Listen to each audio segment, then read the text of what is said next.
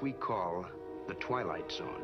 See it occur, and you look at Steph and Clay, and even Draymond with his lack of performance. With 2 in a row, 7 points for him. The twirling Doncic, melting into the defense. The pump strikes. Swing, fly ball. Well hit left center. Ronald Acuna has homer. Rookie rushing record for the Steelers. Look, he came into this game averaging 3.67 yards per carry. 42nd out of 49 qualified rushers. Freeze to begin the third quarter. It has been incredible. Here he comes again. Oh, goodness. And a Greek basketball god. And he was a great guy that teaches the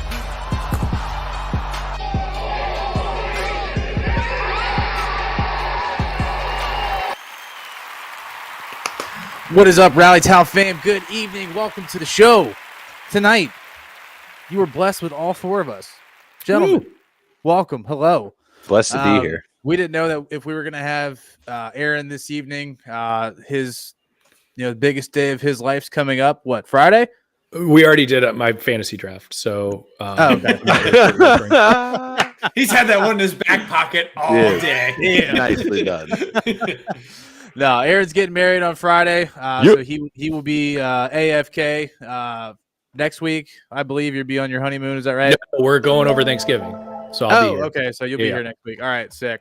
Anyways, you got all four of us. Tonight we're going to recap picks from last week. Let you know how awful I am doing and who's dominating right now. We'll go through our picks for next week and much more. So, gentlemen, how we feeling tonight? Corey, what's the vibe right now?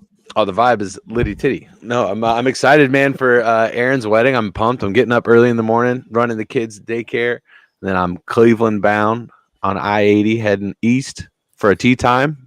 And it's going to be fucking sick. We're going to have some beers, some birdie juice. We're going to have a great time for the rehearsal dinner. We're going to get this fucking dude married. It's going to be great. Going to see a couple of buddies I haven't seen in a little bit. So I'm excited. Weddings are the best, man. Weddings are the best. I've never. A lot of fun. Yeah, I'm not at the age yet where I look at it, I'm like, God, fucking damn it. Another. I'm not there yet. Depends on who it is, though, too, right? Like if it's like a random cousin you haven't seen in 10 years, and you're like, fuck, this is just a party. A gift, fucking. Yeah, dude, it's gonna be a great time. Absolutely.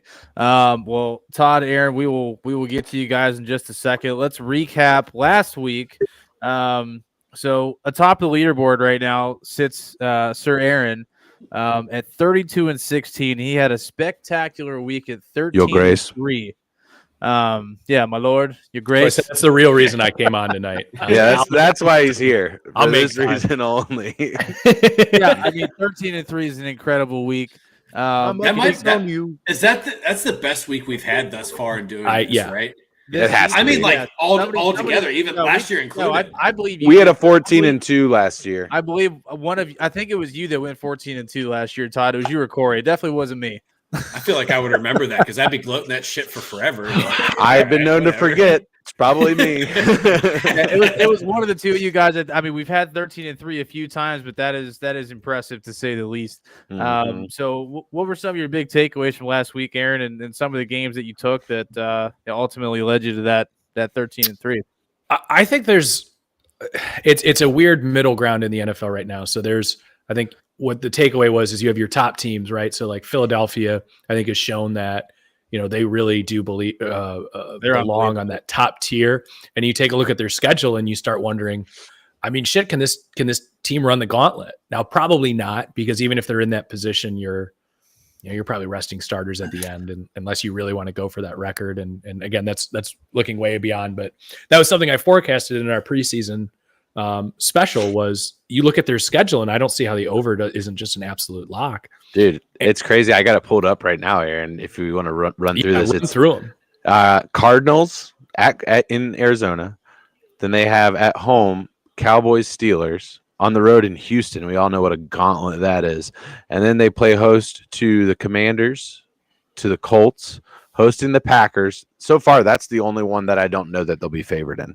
The division games always give you a little pause. Like I could see the Cowboys, their defense. If the Cowboys are running the way that they are right now, then yeah, that's going to be a coin flip. But I still think the Birds would be favored at home on that one. Yeah. Then they're on the road. Sorry to cut you off. Can you get rid of these spam comments in the chat? Yeah. I got you. Sorry, I'm looking at. But anyways, Bobby, I mean, my biggest takeaway is I think it's the race is still wide open. Yeah, for sure. I don't think anyone has separated themselves. No, I mean it's. Are you talking about the NFL? Or are you talking about our picks or both? Well, no, that one there is some separation in the picks, but no, I kind of set myself up for that one. Yeah. Whoops. All right. There we go. All right. Well, we had Aaron at 13-3. We had Corey at 12-4. Todd at 11-5, and then me coming in, which seems to be my MO for the last 2 weeks, is 10-6. That's just tough. It's tough. So terrible that you still guessed 10 games right. Jesus Christ. Yeah, I mean, a couple games I missed on the Dolphins-Bengals game. I tried to be different on that one because I wanted to try to take one from you guys. Obviously, that was a really scary injury that Tua had midway through the second quarter. And that was unlike, I mean, our group chat fucking exploded. We were just talking about it. And that is just one of the scariest things you've ever seen on a football field. Yeah, gnarly. I absolutely 100% was convinced he came down on his hand, snapped his fingers in half or something like that. That's what I thought. I was like, holy shit, look at his hand. His hand is fucked. And then I see the replay. It doesn't even touch it. Obviously, we know now it was a head injury. So yeah, I think those are scarier. That was scarier to me than watching Dak Prescott's injury or looking back at Joe Theismann's injury, because specifically what that is, right? What's going on there. It's just it's your body's fucked. But for Tua, it was just the natural reaction that his body had to what happened. It immediately makes you think oh shit, his brain is ruined, right? Or there's something way more to this than I've ever seen in a live game before. I've never watched somebody have that type of reaction in a football game. I mean, we've seen some of it in the UFC, right? Or boxing, somebody gets hit hard enough on the side of the head, their body just goes into stiff rigor mortis, and then you're just down. But it's the first time for me I've ever seen a football injury where I'm other than trying to Shazier's injury, where I was holy shit, this is really, really serious. Yeah. This could ruin this guy's life. Yeah, it was pretty terrible. And but apparently he's not even considered. There's nothing long term, at least on the surface so far. So he will be back this season, from what we're hearing. Right. So I think the big story obviously is the way the Dolphins handled the entire thing, continuing to prove that they're a real quality franchise down there in Miami. It's just been it's just weird to see it. He shouldn't have been playing that game. We'll find out more tomorrow. Sounds like the NFLPA is ready to get this thing at least. Well, they already fired somebody. They did. So it was the independent doctor. Yeah, the independent neuropathologist is who they fired. Yeah. Can you really fire an independent doctor? I mean, was he affiliated at all? No, that's how he's independent. So he's still on staff, but he's not affiliated. He's not a team doctor. Yeah. He's NFL appointed. Yeah, it's a 1099 doctor. Yeah. Yep. So he gone. Okay. Sounds like they slid him some coin to pass to and pray that nothing happens. We're gonna find out. That's what it smells like. We'll find out. I trust Goodell to handle this poorly. So we'll see how it goes.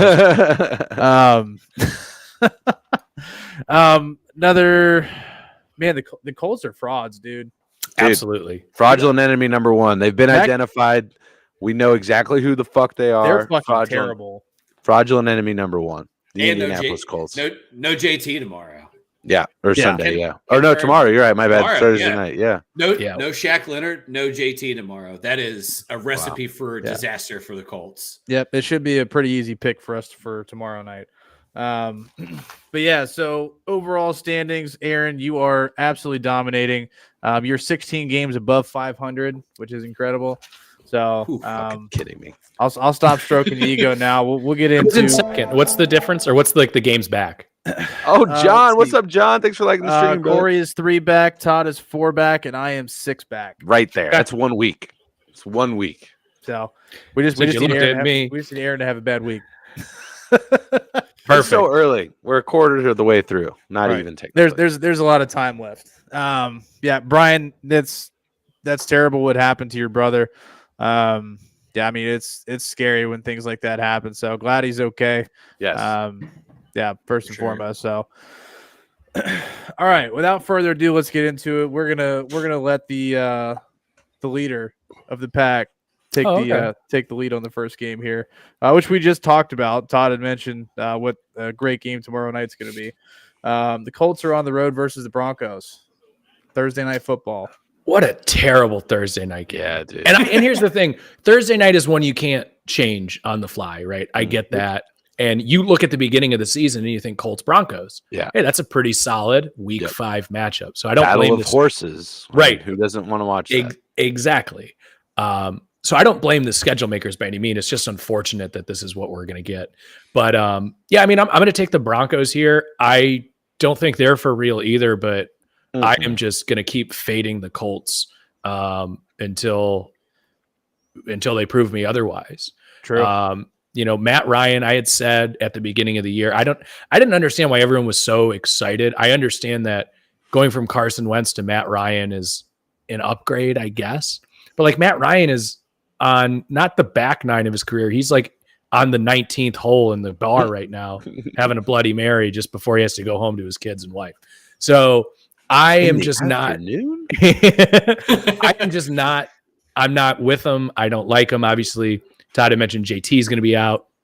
Shaq went out with an injury. So yeah, I mean Broncos here, but I think it's going to be just an ugly, awful game. 17-10. Love it. Todd, who you got? Yeah, so I'm looking to try to add a little flair to what Aaron said here, and I just want to throw a stat out. So we talked a lot about the Colts offensive line being a shored up thing going into the season when we were making our projections. Matt Ryan has been sacked 15 times through 4 weeks thus far. Quarterback rating below 90. We need a little soundboard for that. You look at the offense after Jonathan Taylor, and outside of Michael Pittman having 2 strong games thus far, not last week. Yeah, that's why I said 2, not 3. He is. I mean, the offense really, the production is significantly on the decline. I am interested to see Deion Jackson, their third running back tomorrow, get some touches because he is of a similar stature to your pro style offense running back, where I think he'll probably get like 12 to 15 carries tomorrow. I think he'll be a guy that people are scrambling because they forgot to pick up a running back and Javonte Williams and Jonathan Taylor out. So nobody's available. So they're scooping him up for scrap points. So I'm interested to watch him tomorrow, but I think Aaron's right. For a Thursday night game, I'm not super excited to stay up until 11:30 to watch the Broncos and the Colts. May watch the first half. Corey, who you got tomorrow? Yeah, I'm following suit here, guys. This, I understand I'm 3 games back in this pick 'em, but I got to pick 'em smart, and I don't think I'm going to hang my hat on the Colts. Take a risk on. Yeah, and again, just to kind of, again, we'll try and touch some unique points here. The reason isn't going to be an offense why they win. I think the Broncos defense is just better than the Colts defense is, better than their offense is, particularly without Jonathan Taylor. Obviously, though, the Broncos lost Javonte Williams, and but their offense was built on running game a little bit, but it's not built on Williams. It's not built on his production. It's just production of the running game. And what I mean by that, if I can differentiate a team whose running game is built on the running back, the Tennessee Titans, right? Obviously built around a Derrick Henry. Indianapolis Colts built around a Jonathan Taylor. They're not built around a Nyheim Hines.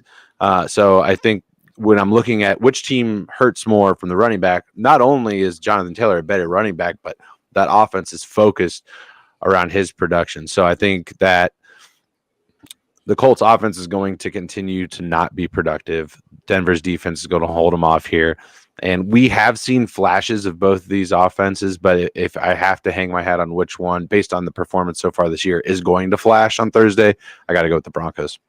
Yeah, I mean, I will say second half, Matt Ryan seemed to get it together a little bit. Obviously, ended up throwing 2 touchdowns. So without Jonathan Taylor, I'm interested to see the dynamic of the offense, and are they going to switch to a more pass-heavy style and let him, air it out, which would be terrifying. I would love it, because I have Matt Ryan in my 2 super flex league, but I don't even know if I started this week, to be honest. But I mean, he got me 31 points last week, so I can't be mad at it. But yeah, I mean, the Broncos are going to take this one. I think it's pretty easy. I think Aaron's right. I think it's going to be a relatively low scoring game. I don't see anybody scoring more than 20. So there's a general recap for your boring Thursday night game, chat. The first is I'm sorry, this is a London game. We've got the London, the Sunday morning game in London. We've got the Giants versus the Packers. Corey, I'll let you lead this one off. Who you got? Yeah, this might be the biggest game that's ever been played in London. Obviously, 3-1, 3-1. That's huge, especially considering the 2 teams that are playing in it. I would have guessed one, probably not the other one. I think when the Packers first saw this, they didn't think they were going to be walking up against a 3-1 Giants team. They're like, all right, it's London, but at least we got the Giants this week. And Saquon is everything back right now for this offense, but a lot of questions at the quarterback right now for the Giants. I think it's just going to be too much. Packers win this one. Todd. Yeah, so I read that this is the first time that both teams playing in London both have a winning record ever. Wow. in the history of NFL in London. That's shocking. Strange. I guess when the Jaguars have played half the games. Hey, Yeah, here's our dog shit product. Enjoy. You heard it here first from the stat master, Todd. That's the Jaguars, the Texans. I believe this is the Giants' second time. The Bengals Washington. played over there Washington. So it's the first time that NFL fans in the UK get to watch 2 winning teams, and there's a little bit of purpose here. And I think Corey brings up a good point here. We saw Daniel Jones go down immediately when Tyrod Taylor walks onto the field. Immediately goes down. Daniel Jones walks Can't catch out there a break, dude. Yeah. Daniel Jones walks out there on 2/3 of an ankle, puts together the rest of the game for him. I think Saquon Barkley has played very nicely so far. I don't want to take anything away from him, but I think the Giants are the worst 3-1 team in football right now. Right? I don't know if you guys agree with me on that, but that's where I stand with them. I'm taking the Packers here. I'm really excited to watch Romeo Doubs continue to introduce himself into the NFL and become more of a playmaker. He's surged as Aaron Rodgers' favorite target thus far. Seems like chemistry is pretty good between them, with Christian Watson continuing to make some mistakes when he's either wide open or making bad routes. So I'm taking the Packers, and I'm thinking Romeo Doubs goes for like $125 in this game, fellas. Ooh, the bold call. So I'm actually really excited about this, not just because of the teams that are playing. So as you guys had mentioned, I have my wedding on Friday. I have full autonomy to do absolutely nothing on Sunday if I can get through this week. So it is football from 9:30 until like midnight, and I took Monday off. So I am going to quite literally do nothing but watch football on Sunday. I'm going to watch every single snap of every single game. I'm very excited. Well, I have Red Zone on, obviously. So I actually love the London games. I used to not be a huge fan of them in general, but I kind of like the 9:30. You get up, you get your coffee, you have some breakfast, you watch the first half, you at about the 2-minute warning, you take the dog on a walk, and then I'm sorry, I said the word. Aaron. He's like, where? When? He's like, say word. Sorry, buddy. So take the dog on a W, and then you get back. By the time you get back, it's like the second half is rolling, and then you got 1 o'clock games, 4 o'clocks, and then Sunday Night Football. It's great. I love it. I think it's great, and I think it's a good thing for the NFL. Obviously, for this game, I got the Packers over the Giants. I think the Packers are a different team this year, where they're not going to be consistently hanging 40 on everybody, but obviously the quarterback concerns with New York. And I also think they're 3-1. We were talking about it with the Colts, and I'm not saying it necessarily. Like, I think the Giants are definitely better this year, and I've really liked what I've seen out of Dable. But I just don't. They're just kind of fraudulent to me. They're a fraudulent 3-1. Not to take anything away from them, but I just don't. A Daniel Jones led team to me is not going to finish the season above 500. I think they regress back to the mean here. Okay. Yeah, I'm going to stick with the Packers. You guys pretty much said it all. Not much left there. But yeah, I'm excited. I love the 9:30 game. I love just making some breakfast, plopping down on the couch, and just watching football at 9:30 until 12 It's a nice p.m. little appetizer for the day. Yeah, absolutely. It's like now we know what people on the West Coast live like. Yeah. Yeah. They wake up and it's football. Dude, Mountain Time is literally the best time zone for sports. It's just fucking bananas. I mean, you get college football at 10 o'clock in the morning. NFL football kicks off at 11. I mean, London games, though, you're getting up at like 7:30 in the morning. And it's typically over by like, what, 9:30? Yeah, so if, let me see, Monday Night Football start at like 6:30. Yeah, it's done by like 10 o'clock at the latest, and you can actually go to sleep, Yeah, so, you can wake up and not still be drunk. Yeah, dude. Like brunch, like you're watching kickoff at brunch. It's badass. It's sick. It's amazing. Yeah. Hell yeah. All right. Next game on the board, the fan favorite Lions on the road in New England, taking on the Patriots, minus Mac Jones this week. So obviously that'll come into play. Todd, what are you thinking on this one? Look, we're talking about a Lions offense that scores 35 points a game. Number one in the league. Yeah. I'm looking at the defense? That's where I'm getting. Sorry. 30-31. Aaron's so excited. I'm segueing here. 35 points a game, 447 yards of total offense a game, and then 455 given up per game. Whew. Awesome. They're still in the plus. Boy, that's a lot. They're still in the black, but not by much. But here's the benefit. So, Bobby, you said Mac Jones very likely not playing. They haven't ruled him out as being completely out yet. But if he does not play, we get Bailey Zapp again going into this game against the Lions with Brian Hoyer being on concussion protocol. Bailey Zappi out of Western Kentucky. Kentucky. Bailey Zappi, the leading thrower from college football last year, 6th-round pick by Bill Belichick himself. Broke Joe Burrow's record as well, if I'm not mistaken. He did. You're right. Yeah. So we're getting at least DJ Shark back this week for the Lions. Not sure on Amon-Ra St. Brown. Shark. Hawk played outstanding. I mean, played great last week against a rough Seahawks defense. I think that the Lions go out and drop another 40 bomb on the Pats. But it's like 40-37, right? It's not like they're shutting them out or anything. But I'm taking the Lions here. I'm still riding the Hard Knocks train with them until I see them. So they lose 9 games. Yeah. until the train's off the tracks. I'm on board right now. Okay. Yeah. No, I dig that, and we've all been rooting for the Lions. We want something for that fan base, I think. So here's what I'm going to do. And this is for you, Detroit fans. I want you to understand that. I'm going to take the Patriots here because I've been taking the goddamn Lions every single week and they're not winning. So I'm going to take the Patriots. And I'm hopeful that my failures as a picker are going to be the benefit of the greater Detroit area, the Lions' pride. So I'm going to go with the Patriots here. Aaron. Yeah, don't worry, Detroit. It's just the guy in second place. He's really bad at it. So, so listen, obviously the whole Zappy thing, there were people within the Patriots organization that believed he should have started that game over Hoyer anyway.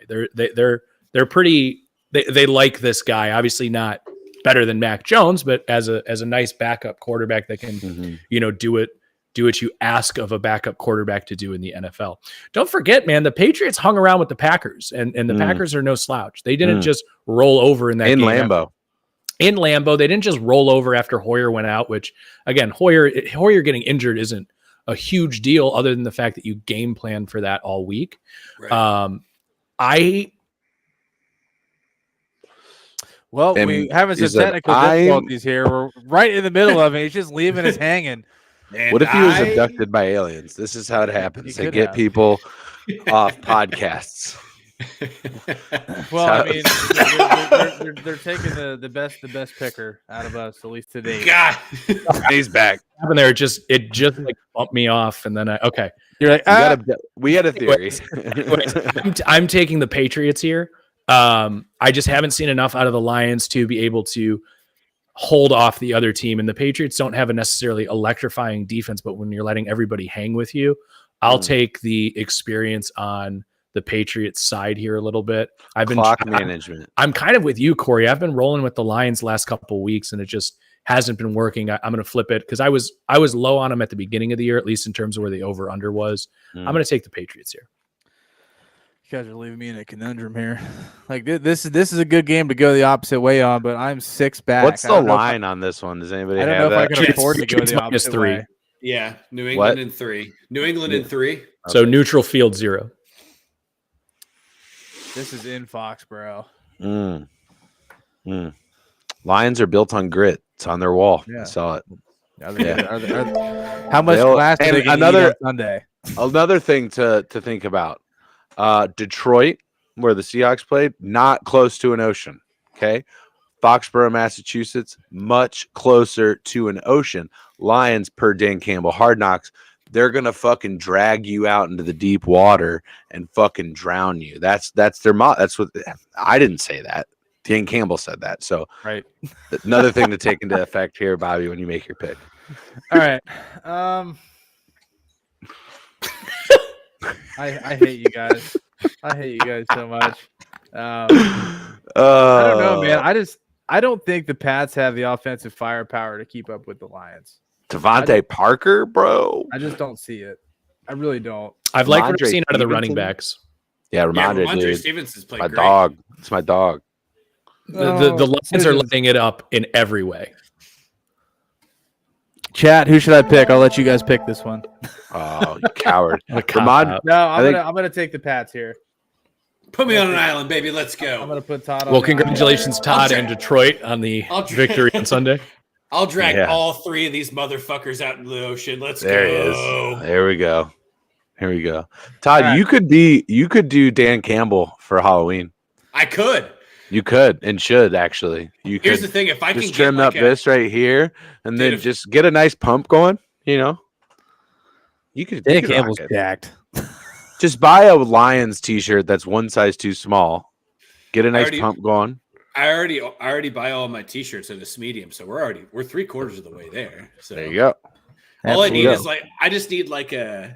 All right, I'll find a Lions hat. I'll run it by. You got it. I got it. Amazon. Jeffrey Bezos. Yeah, it's cool. All right. Next game on the board, we've got the Chargers on the road in Cleveland. Chargers having a very underwhelming year. Liking the stream. Browns coming off a decent week. Aaron, what do you got going on? Decent week would have been a win. Yeah, they lost, but yeah, I mean, the Browns have been a little bit disappointing on the defensive side of the ball. I think Jacoby Brissett has done literally everything that you would have asked of him to do in order to get some wins. I've been very impressed with him. And I had commented this when you guys were on last week in the chat, but I want to say it here while I'm on air. So when I was watching that Thursday night game with Chris, I had made the comment to him that take everything away from who the player is, but let's just say Brissett is playing the exact same way, and he was either a rookie or a second-year player. We would be looking at Jacoby Brissett like, fuck it, we found the guy. We found our future quarterback. Like, he has been playing that well. Now, I know he's obviously been in the league for a while, so that doesn't necessarily correlate, but he has been playing in a way that this roster is built around having a good team, especially on offense between Nick Chubb, Kareem Hunt. You've seen Amari Cooper flash. You've seen David Njoku come alive in the last couple of weeks. There's nothing that the offense has done to put this team in a bad position this year outside of some questionable play calling, not taking the points when you're on the goal line, trying to line up Nick Chubb as a fullback to get it in the end zone, and then rolling out when you're on the 1 yard line and getting a holding call and having to take a field goal. That's just bad coaching. Yeah. I'm going to take the Chargers here, and I'm going to take the Chargers here because the defense is it is a leaking boat right now. And I think the Chargers, similar to the game that they had last year against the Chargers, where it was just back and forth, back and forth, back and forth. I believe it was like a 45-42 game. I think this one comes down to the wire. I would hammer the over on this one. But until the coaching staff for Cleveland can show me that they can do it consistently week to week, I just don't really trust them right now. And again, that's not for a lack of Nick Chubb. Myles Garrett, hopefully, will be back in this one as well. Back in practice today, yeah. Corey. Yeah, I mean, I'm right there with Aaron on this one. I had no idea that they were even remotely close to losing that game with Atlanta, and Aaron said that, and it kind of took me back. But not only that, I just think that the Chargers are a more equipped offense right now. And so I'm always going to lean on the side of the quarterback and weapons, I think. And it kind of seems like right now that Browns offense, the only production they're getting is kind of coming out. And not to say that Jacoby's doing a bad job, but Aaron, correct me if I'm wrong. I mean, Nick Chubb is kind of the production of the offense at this point. I mean, he's certainly the one scoring touchdowns, or at least he has the last 3 weeks, but Brissett has been more than efficient. He's been a top 10 quarterback this year by the numbers. He's not losing you the game. No, he hasn't. The only interceptions he has thrown 2 interceptions, and it was throwing down the field against the Jets to try to set up a field goal and throwing down the field against the Falcons to try to set up a field goal, which are shots you have to take. Sure. So he has done a really, really good job of controlling it. Yeah. Something I didn't realize about Brissett too is he has like a 95% success rate on 4th and 1 as just lunging forward. It's phenomenal to see. Wow. That's crazy. Yeah. That's insane. It is. They did it on the 30-yard line in that game.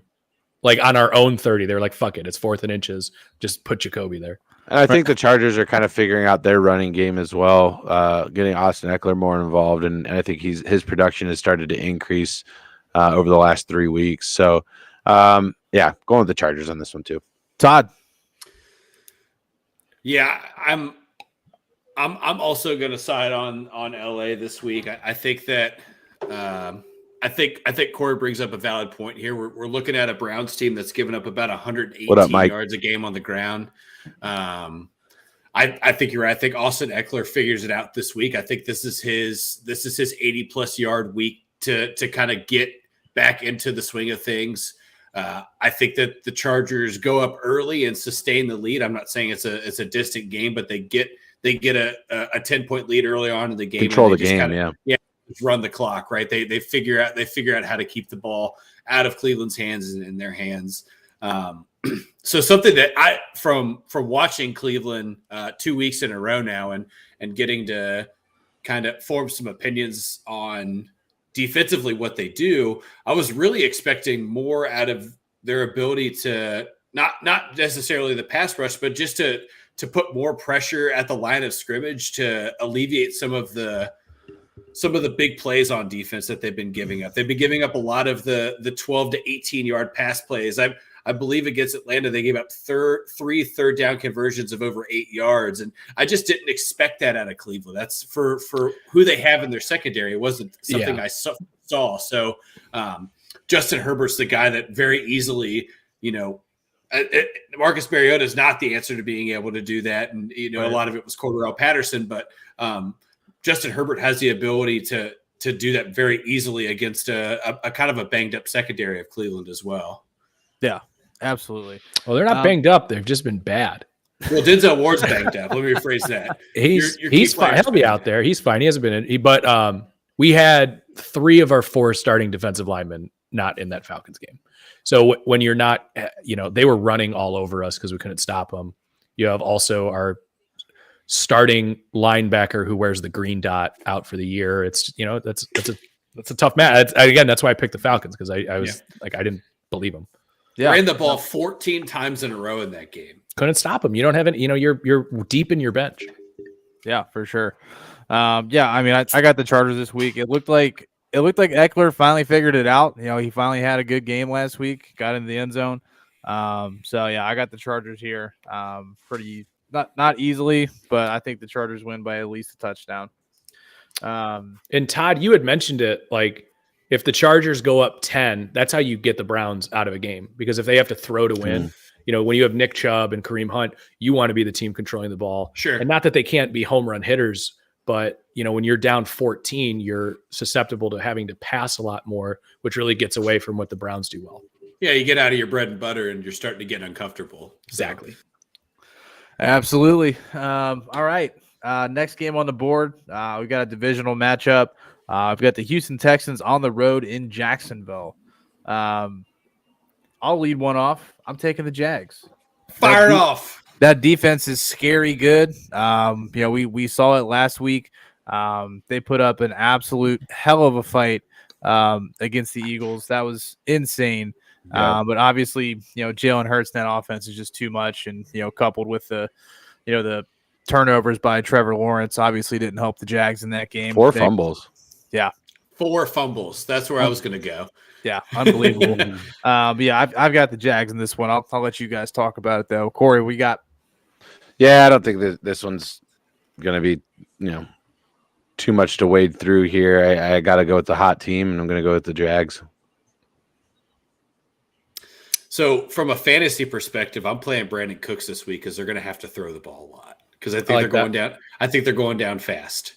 Going down early. Let me rephrase what I'm saying here.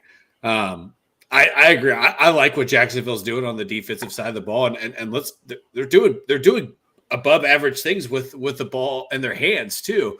Trevor Lawrence with a lot of turnovers last week, but 8 touchdowns to 2 picks to start the year.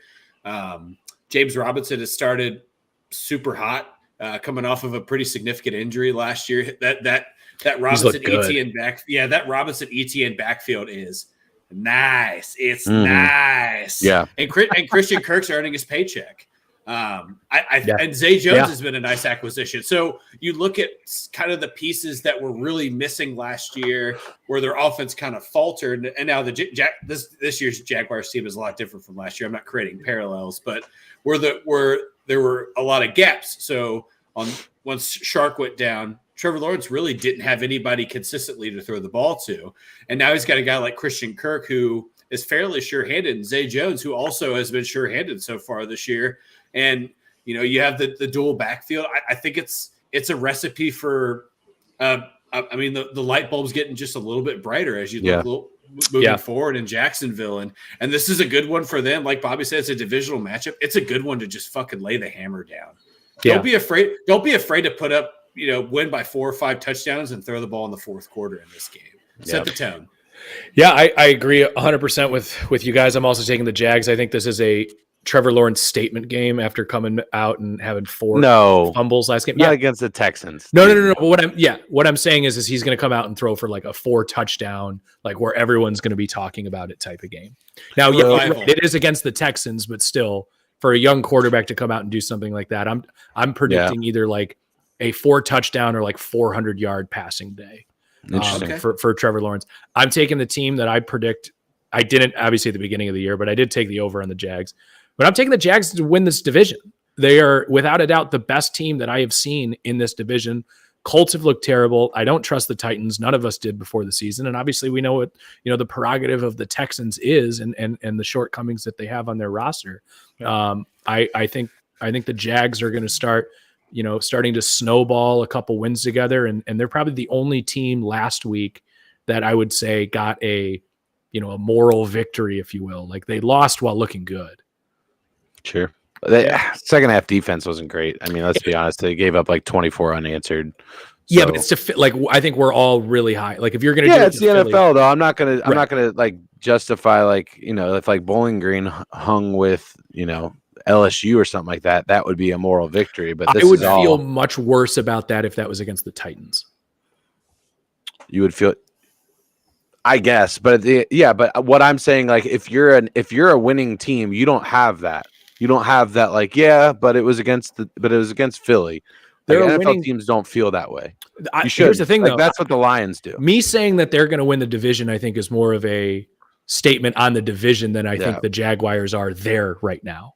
Sure, you know what I mean. Which is why I go to the Titans. I think at the beginning of the season, we all took the Colts, I think, to win that division. And I think right now, if I had the opportunity to change my pick, I would still go with the Titans. They seem to be kind of figuring some things out there as a team. And I'm gonna kind of go back to the reason why you took the Patriots. I'm going to go with the experience there, and that not to say that Peterson isn't experienced. That's not what I'm talking about because you were talking about head coaches, but I mean the team in general. A lot of those guys have been there in that winning position. So right, yeah. I mean, the one prediction I had was there's without a doubt only one team making the playoffs in this division. Yeah, I think that at this point, unless something miraculous clicks in Indianapolis. Yeah, I don't think that's going to change. Couple comments rolling in. Thomas, let's go Buffalo. Beth coming in saying, "Evening, guys. Going to be a great day for football here in Buffalo on Sunday." Thank you, Beth. Thanks. Nice to have you. It's always a beautiful day on Sunday when there's football on. Playing my Steelers. I love it. Thank you, Thomas. We'll get to that in a Thanks for minute, coming but by. there's going to be an ass beating in Buffalo on Sunday, and I'm not going to be coming out on the good end of it. We'll just put it that way. Next game on the board, and then we got the Bills Steelers to follow, so stay tuned, chat. Got the Falcons on the road in Tampa Bay going up against Tom Brady, who's going through some relationship problems at the moment. So for those of you that don't know, Tom Brady and his wife reportedly have both hired divorce attorneys. So trouble in paradise, man. Have you seen like his look from like week 1 to now? Like his just I don't know. I don't trust any of those fucking pictures though, you know. I don't trust any of that stuff. Like I haven't noticed it on the field. I mean, like, he was standing on the sideline. Well, his play is different. Yeah. Oh, really? And yeah. I mean, it's like he doesn't look like he's been eating. Interesting. Very much. So Well, that's the TB12 method. Yeah. It's the fucking alkaline diet. It's all Alkaline, catching up to him now. blow, and water is just You That's don't eat processed foods so you can store more cocaine off the field. That's how the alkaline diet works. Oh, You substitute cocaine for carbs. what happens when you move to Florida. so okay, fair enough. Todd, I'll let you lead this one off. Who you got? Look, Tom Brady threw for almost 400 yards this week. He finally had a good game. So he had a good game. Call it what it is. But I'm taking Tampa Bay here. I don't see Atlanta hanging with Tom Brady and Tampa Bay. I think Leonard Fournette bounces back and has a good week after kind of a rough week this week. You're talking about a defense that allows 400 yards a game from Atlanta, and I think we said at the beginning of the year that this was probably the worst defense in the NFL, if not in the bottom 3. And Tom Brady will figure out a way to catch an early lead and kind of coast through the game here. So I'm taking Tampa Bay. Aaron. Part of me really wants to take the Falcons here. I won't, but I think this is going to be a pretty close game, actually. Yeah, we can talk all about the Tom Brady relationship stuff. He still just looks like an absolute G out there. Yeah. And I think he's going to be fine. I did want to touch on we were talking about it before we jumped on the Cole Beasley retirement, which just screams to me, hey, Godwin is good to go. You know what I mean? Like, sorry, but we no longer need your services. Yeah. But the quote is I just find this so funny because it's the same week as all this Tom Brady stuff coming out. And he's like looking over. It's like looking over at your wife now, like, oh shit, like I don't want that to happen to me. He is ready to be with his family after playing an 11 season, and it's time to be a full-time dad and husband. And then you got Tom Brady over here fucking hiring divorce attorneys because he's just like, I'm not going fucking home to those bastards. So Cole Beasley, I think, read the writing on the wall. He saw if somebody like Tom Brady can lose his wife, then so can Cole Beasley, and he's heading home. But that doesn't change my pick at all. Obviously, I'll take the Bucs here. Falcons have a pretty potent offense, even though they just refuse to use Kyle Pitts for whatever reason. Just doesn't make any sense to me. The guy is just an absolute mismatch nightmare. And one of the best athletes on that team, hands down. Yeah, 100%. And they just are like, we don't need him. But that's definitely why you take a guy 4th overall. So I like the Buccaneers defense in this game. And I think the Bucs have a good enough offense to make this one, they'll put it out of reach. I'll take Tom. Corey. Yeah, I think I gotta go with TB12 again. If I'm looking at the standings here and I'm looking at which games I'm going to flip on, it's not going to be Tom Brady at home against a division rival. Not certainly against when he's going against Marcus Mariota. So it's just not happening. I'm going with the Buccaneers here. Yeah, I mean, enough said. Do you think we see Desmond Ridder this year? That's a good question. Do you think we see Desmond? Ooh, I do. Yeah, so I do. Yeah, I do. I think. What is their bye week? I think it's like week 10. Can we make a copy? Non-injury related. Non-injury related. Yes. Yeah. So I say by week 12, by week 12, Desmond Ridder will be starting for the Falcons. And I think you'll see a completely different style of offense in Atlanta that becomes almost like a NFL triple option. And I'm really excited to see that, because you're going to see a lot of motion and a lot of kind of like trick plays in the NFL. So I think a lot of people are going to be frustrated by that, but you play your hand by playing with the speed that Desmond Ridder has. And now I don't think that he has the prolonged NFL. I've said it. I don't think he has a sustainable career in the NFL, but I think for 2 or 3 weeks, he'll be really fun to watch. Do you think he turns into like a Taysom Hill type guy? No, not to that level. God, you hope not.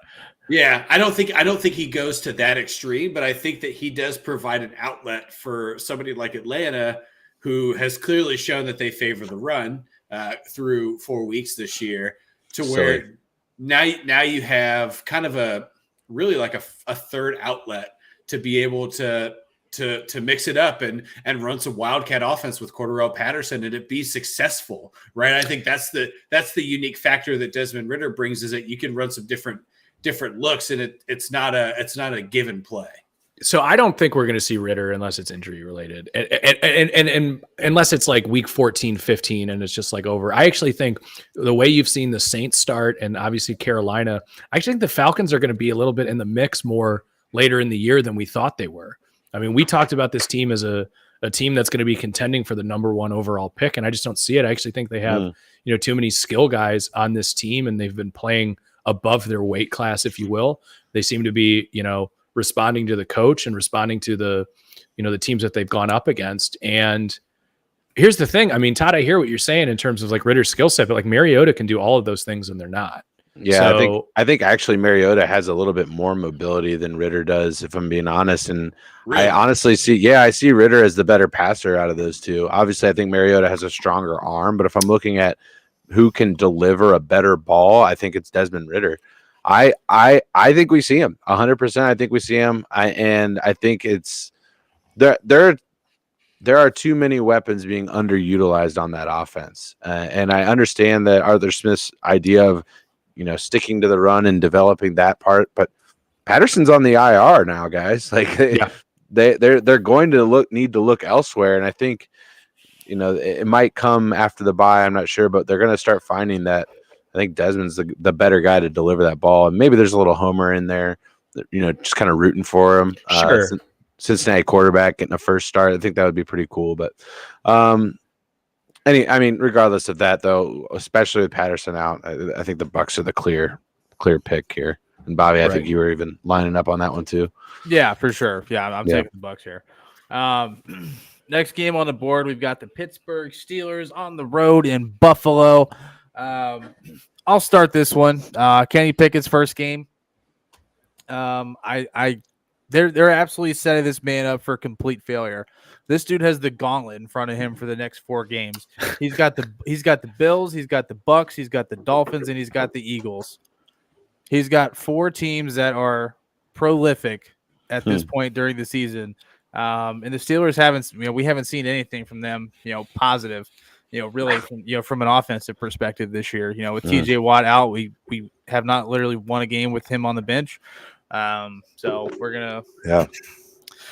This is a tough first game for him. I think the Bills roll here. I think they win by easily 2 scores, if not more. It's gonna be a really, really bad day for Steelers fans. I have never seen the Steelers do anything like this. So Mike Tomlin going into week 4 emphatically says absolutely not, and Trubisky is going to be our starter. Guess who gets all the first reps during practice that week? Trubisky. Then the middle of the game, he's like, all right, well, this isn't working. Let's throw the rookie out there. And you can't go backwards when you make that move. Nope. And you could have basically gave him the whole week of practice to play against the fucking Jets. And then now you're throwing him out there against the Bills, sure, with a full week of practice. But Bobby, I have never seen the Steelers do anything like this. This is moves that you see other franchises do. So as a Steelers fan, I'd be like, what the hell is this? We don't do this. This is like the most boneheaded thing I've ever seen. Also, Bills. I'm taking the Bills. I'm taking the Bills too. But I think, honestly, the reason for that is I think Tomlin can recognize what they have, or rather what they don't have, out of Mitch Trubisky right now. And he's just like, we will not compete for a playoff spot with this quarterback play. We won't. The offense isn't successful. Najee Harrison isn't successful. He had his best game last week, if I'm not mistaken. I'm pretty sure he did. What was the difference between 2 quarters? That's a great question. What I'm saying. Like, that's I like think, something. honestly, what it is because I think the defense has to respect other aspects of the game when you have a better quarterback in there than the way Mitch has played. They don't respect any other aspect. They're like, we're good one-on-one with these guys. We're 100%. But why do you not give the rookie a chance to play against a subpar team, and now you're making this move in the middle of a game as opposed to starting on Monday and giving him all the first team reps in practice? It's just wild. Right. I don't think he really knew. I think he got probably a little emotional and fed up with the play that he was seeing on the field and made that decision.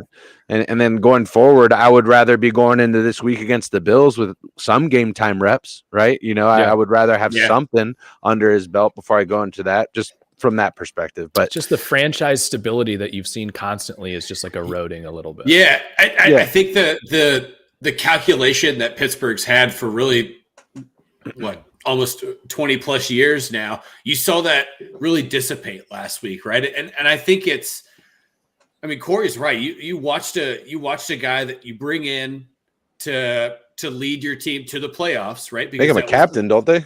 Yeah, that was the statement that was made, right? Was that this guy could take us to the playoffs, and you watched him not take. He took 0 risks, right? That was my thing with watching Mr. Trubisky, is that I've never watched an NFL quarterback just not take a risk.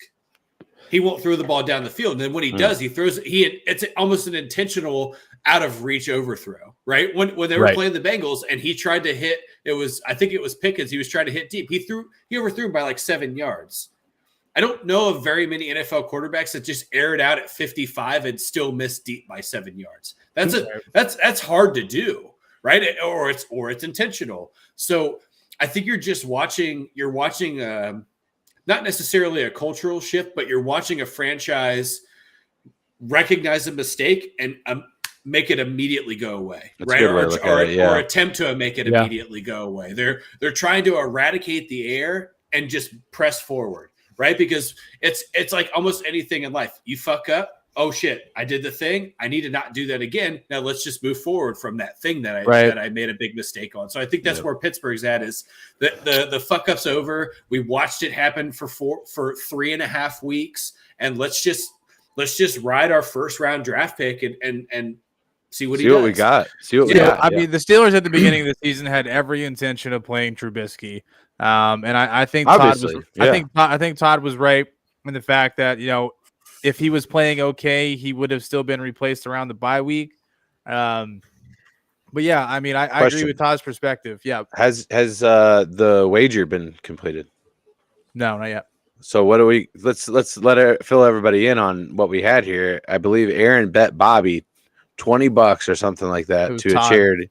Oh, Todd. I'm still owe Bob. I'm still waiting on the charity though. Yep, I gotta get you that. So what Aaron? What do you owe Bobby? Oh, the two Trey Lance, yeah. And then Bobby, you owe Todd. So why Aaron just pays Todd? That would just make because then somebody's not getting $20 for charity. Then we're fucking over a charity. There we go. I'm just used to the back alley D-gen shit. You know what I mean? Yeah. All right. Now you Venmo him. So would we have one of the charities picked out? Yes, I've picked mine. And yours is? It's the Great Lakes chapter of the National Parkinson's Foundation. Beautiful. Wonderful. Excellent choice, Todd. Excellent. And Aaron, you haven't picked yours out, or he's got to pick his out. Mine out yet. Bobby's got to pick his out. So we've talked obviously, and I don't want to spend too much time in this game because I think we're all on the Bills, but I would like to talk a little bit about the Bills. Yeah, absolutely. They coming back against that Ravens team and in that game, I think was so significant because Bills fans are going to feel a lot different at 2-2 than they are at 3-1. Now, are you guys still on the page that this is the top in the AFC? Have you seen enough here's the thing, even though they beat the Ravens, there was some stuff that you saw in that game. And even in some games before, there's been some turnovers. There's been, some things that have been a little bit, there's been a lot of fumbles, right?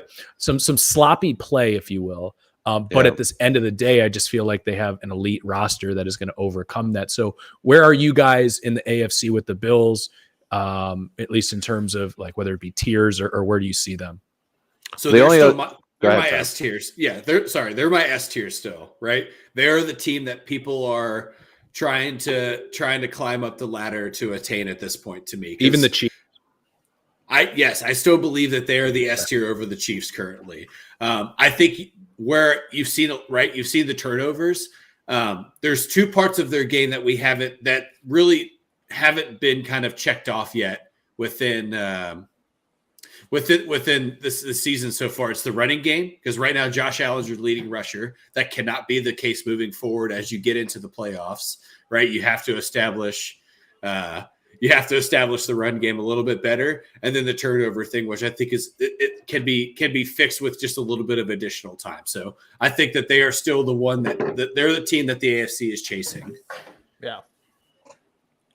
Yeah, I mean, I'm still there in terms of the Bills. I think the Chiefs are right behind it. The only other two teams that were really in consideration there, as far as the teams that we thought could be another top tier team in the AFC, is Dolphins and Baltimore. And obviously, without Tua, Dolphins aren't there. And Baltimore, we'll get this to a little bit later, but dude, they have some major concerns on the defensive side of the ball. We'll get to that a little bit later tonight when we talk about that Sunday football matchup. But yeah, Bills. Absolutely. Yeah. I think the Bills still come out of the AFC. So next game on the board, another divisional matchup. This should be a good one. Maybe. We'll see. We got the Dolphins on the road versus the Jets. Corey, I'll let you lead this one off.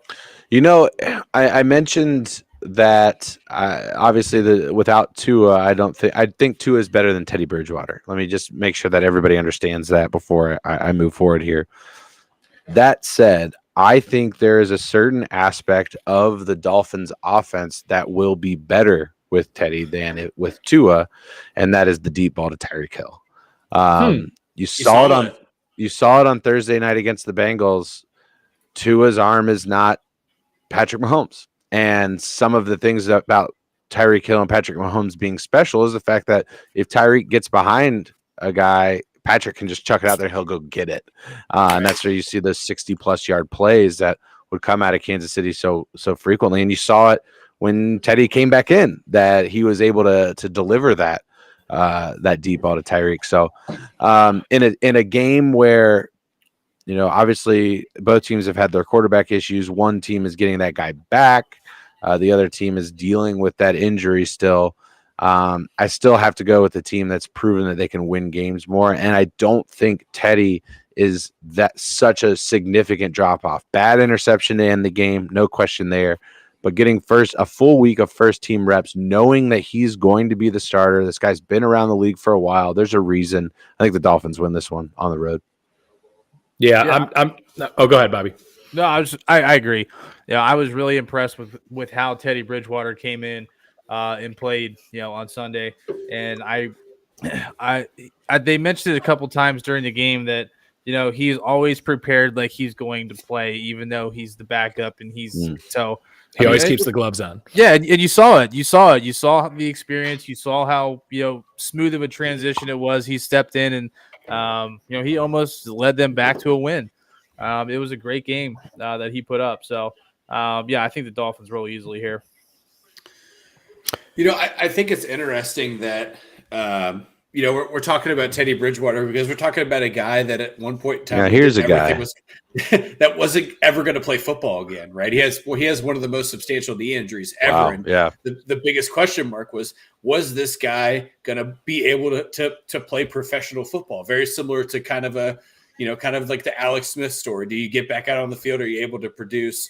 Look, as soon as he got out on the field, came out ice cold and let him down the field, and they scored. Right, we saw it.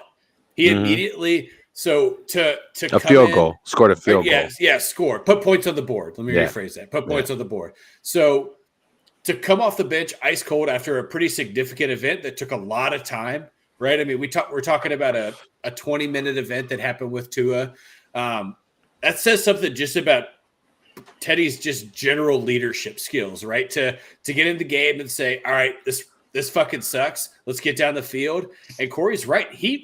Teddy has a strong arm. He's shown Teddy that he has the touchdowns, ability- bro. Yeah, he's shown that he has the ability to stretch the field, and Tyreek Hill is the perfect guy to be able to stretch the field with because he's faster than 99.9% of defensive backs in the NFL. So I think we watched Miami come back out and put big points on the board against the Jets. A lot of For points. shizzle. Yeah, I mean, the good news for Dolphins fans is you got the Jets here, you go Vikings, you go Steelers, and I think it's like Lions, Bears. It's not yeah, right. It's not a gauntlet by any means. So we don't know how long Tua is going to be out for. Is it going to be this week? Is it going to be that after there? But like you guys had said, I think Teddy Bridgewater is a perfect backup bridge guy to have. You know, Scott. When fuck yeah. So Watch your fucking mouth, all right? I think this game. Here's the thing: Zach Wilson had a weird game last week where he flashed. He did some good things. He did some absolutely terrible, awful things. But then he also came down at the end of the game and took him on a game-scoring drive. I think Zach Wilson is still trying to figure himself out as well. This game has written all over to me Dolphins defensive touchdown. Like I think that will happen in this game. That's my prediction for this. I take the Dolphins. Your I think the Dolphins predict of the week. Yeah. Bold Vegas prediction. I think the Dolphins have enough firepower on both offense and defense to, keep the ship afloat until Tua comes back. And even then, like Tua is not like, it's not like you're waiting for Patrick Mahomes to come back. Mm-hmm. I think just the way that this offense is scriptured. And Fins fans are just fucking revolting right now. I like Tua. I'm a big Tua fan. I don't think it's bold to say that Patrick Mahomes is a better quarterback. Tuanon is coming after you, Aaron. Yeah, right. Oh God. The person that would say it is Tyreek Hill and Fins fans. Yeah. But yeah, we'll go Fins here. We'll go Fins big actually. Okay, yeah. So all four of us taking the Dolphins. Next game, this is going to be an interesting one. Got the Bears on the road in Minnesota. The Bears. So I want to hear Bobby. I'm curious. What's interesting about this game to you?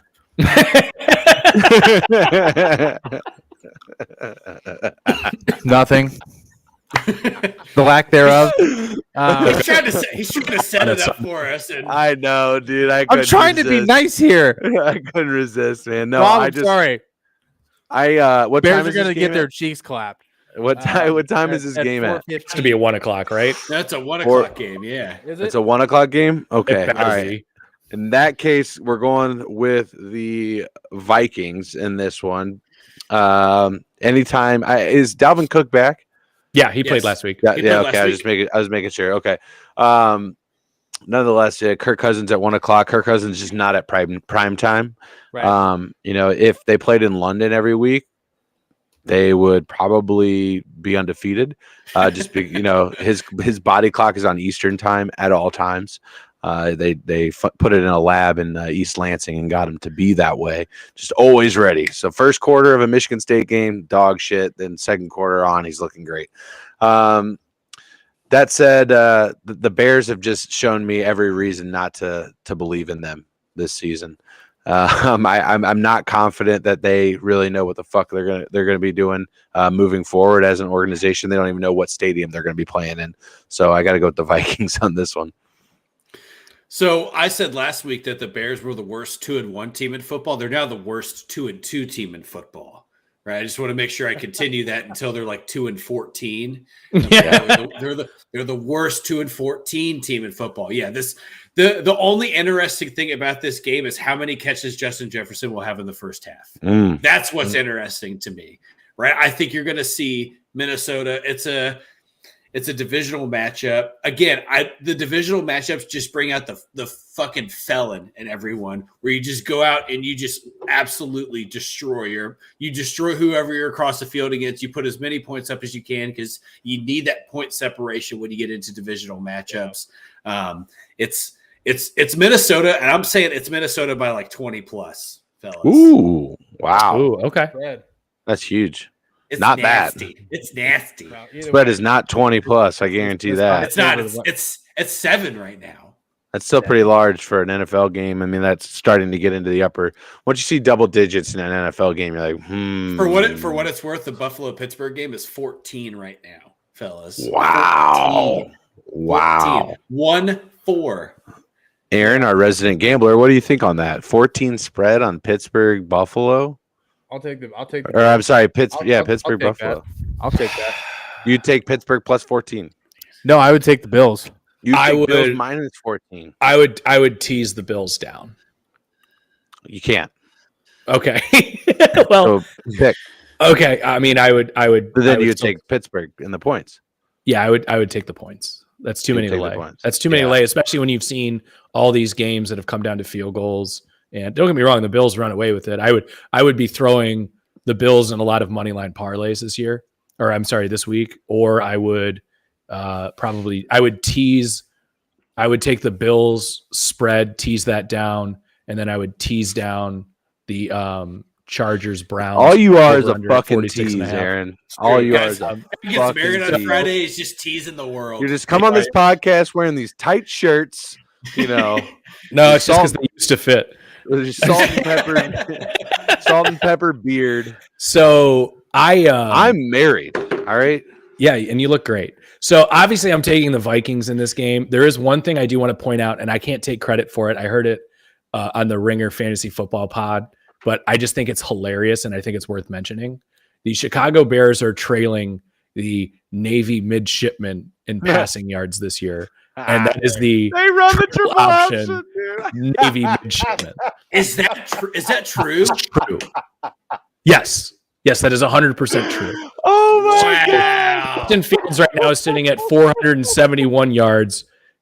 Ty Hey, hold on. is sitting at 515. Hold on. Navy's got a whole week on them, man. They got 5 games. Triple option.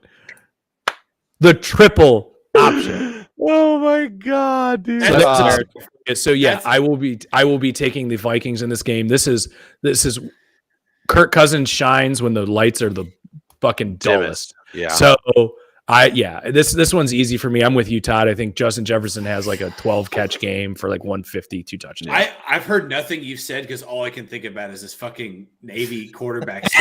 Todd blacked out for a minute. Right up Todd's alley, too. I'm completely checked out. Like, Here's a better question. Who's this? A relevant college player? Here's a better question. How Get him on close, my radar. how close is this guy to breaking the all-time Navy passing record? That's what we really need to be looking at. The I mean, all-time Navy the single- passing record is the single season Jim passing Kubiak at 6,008 yards.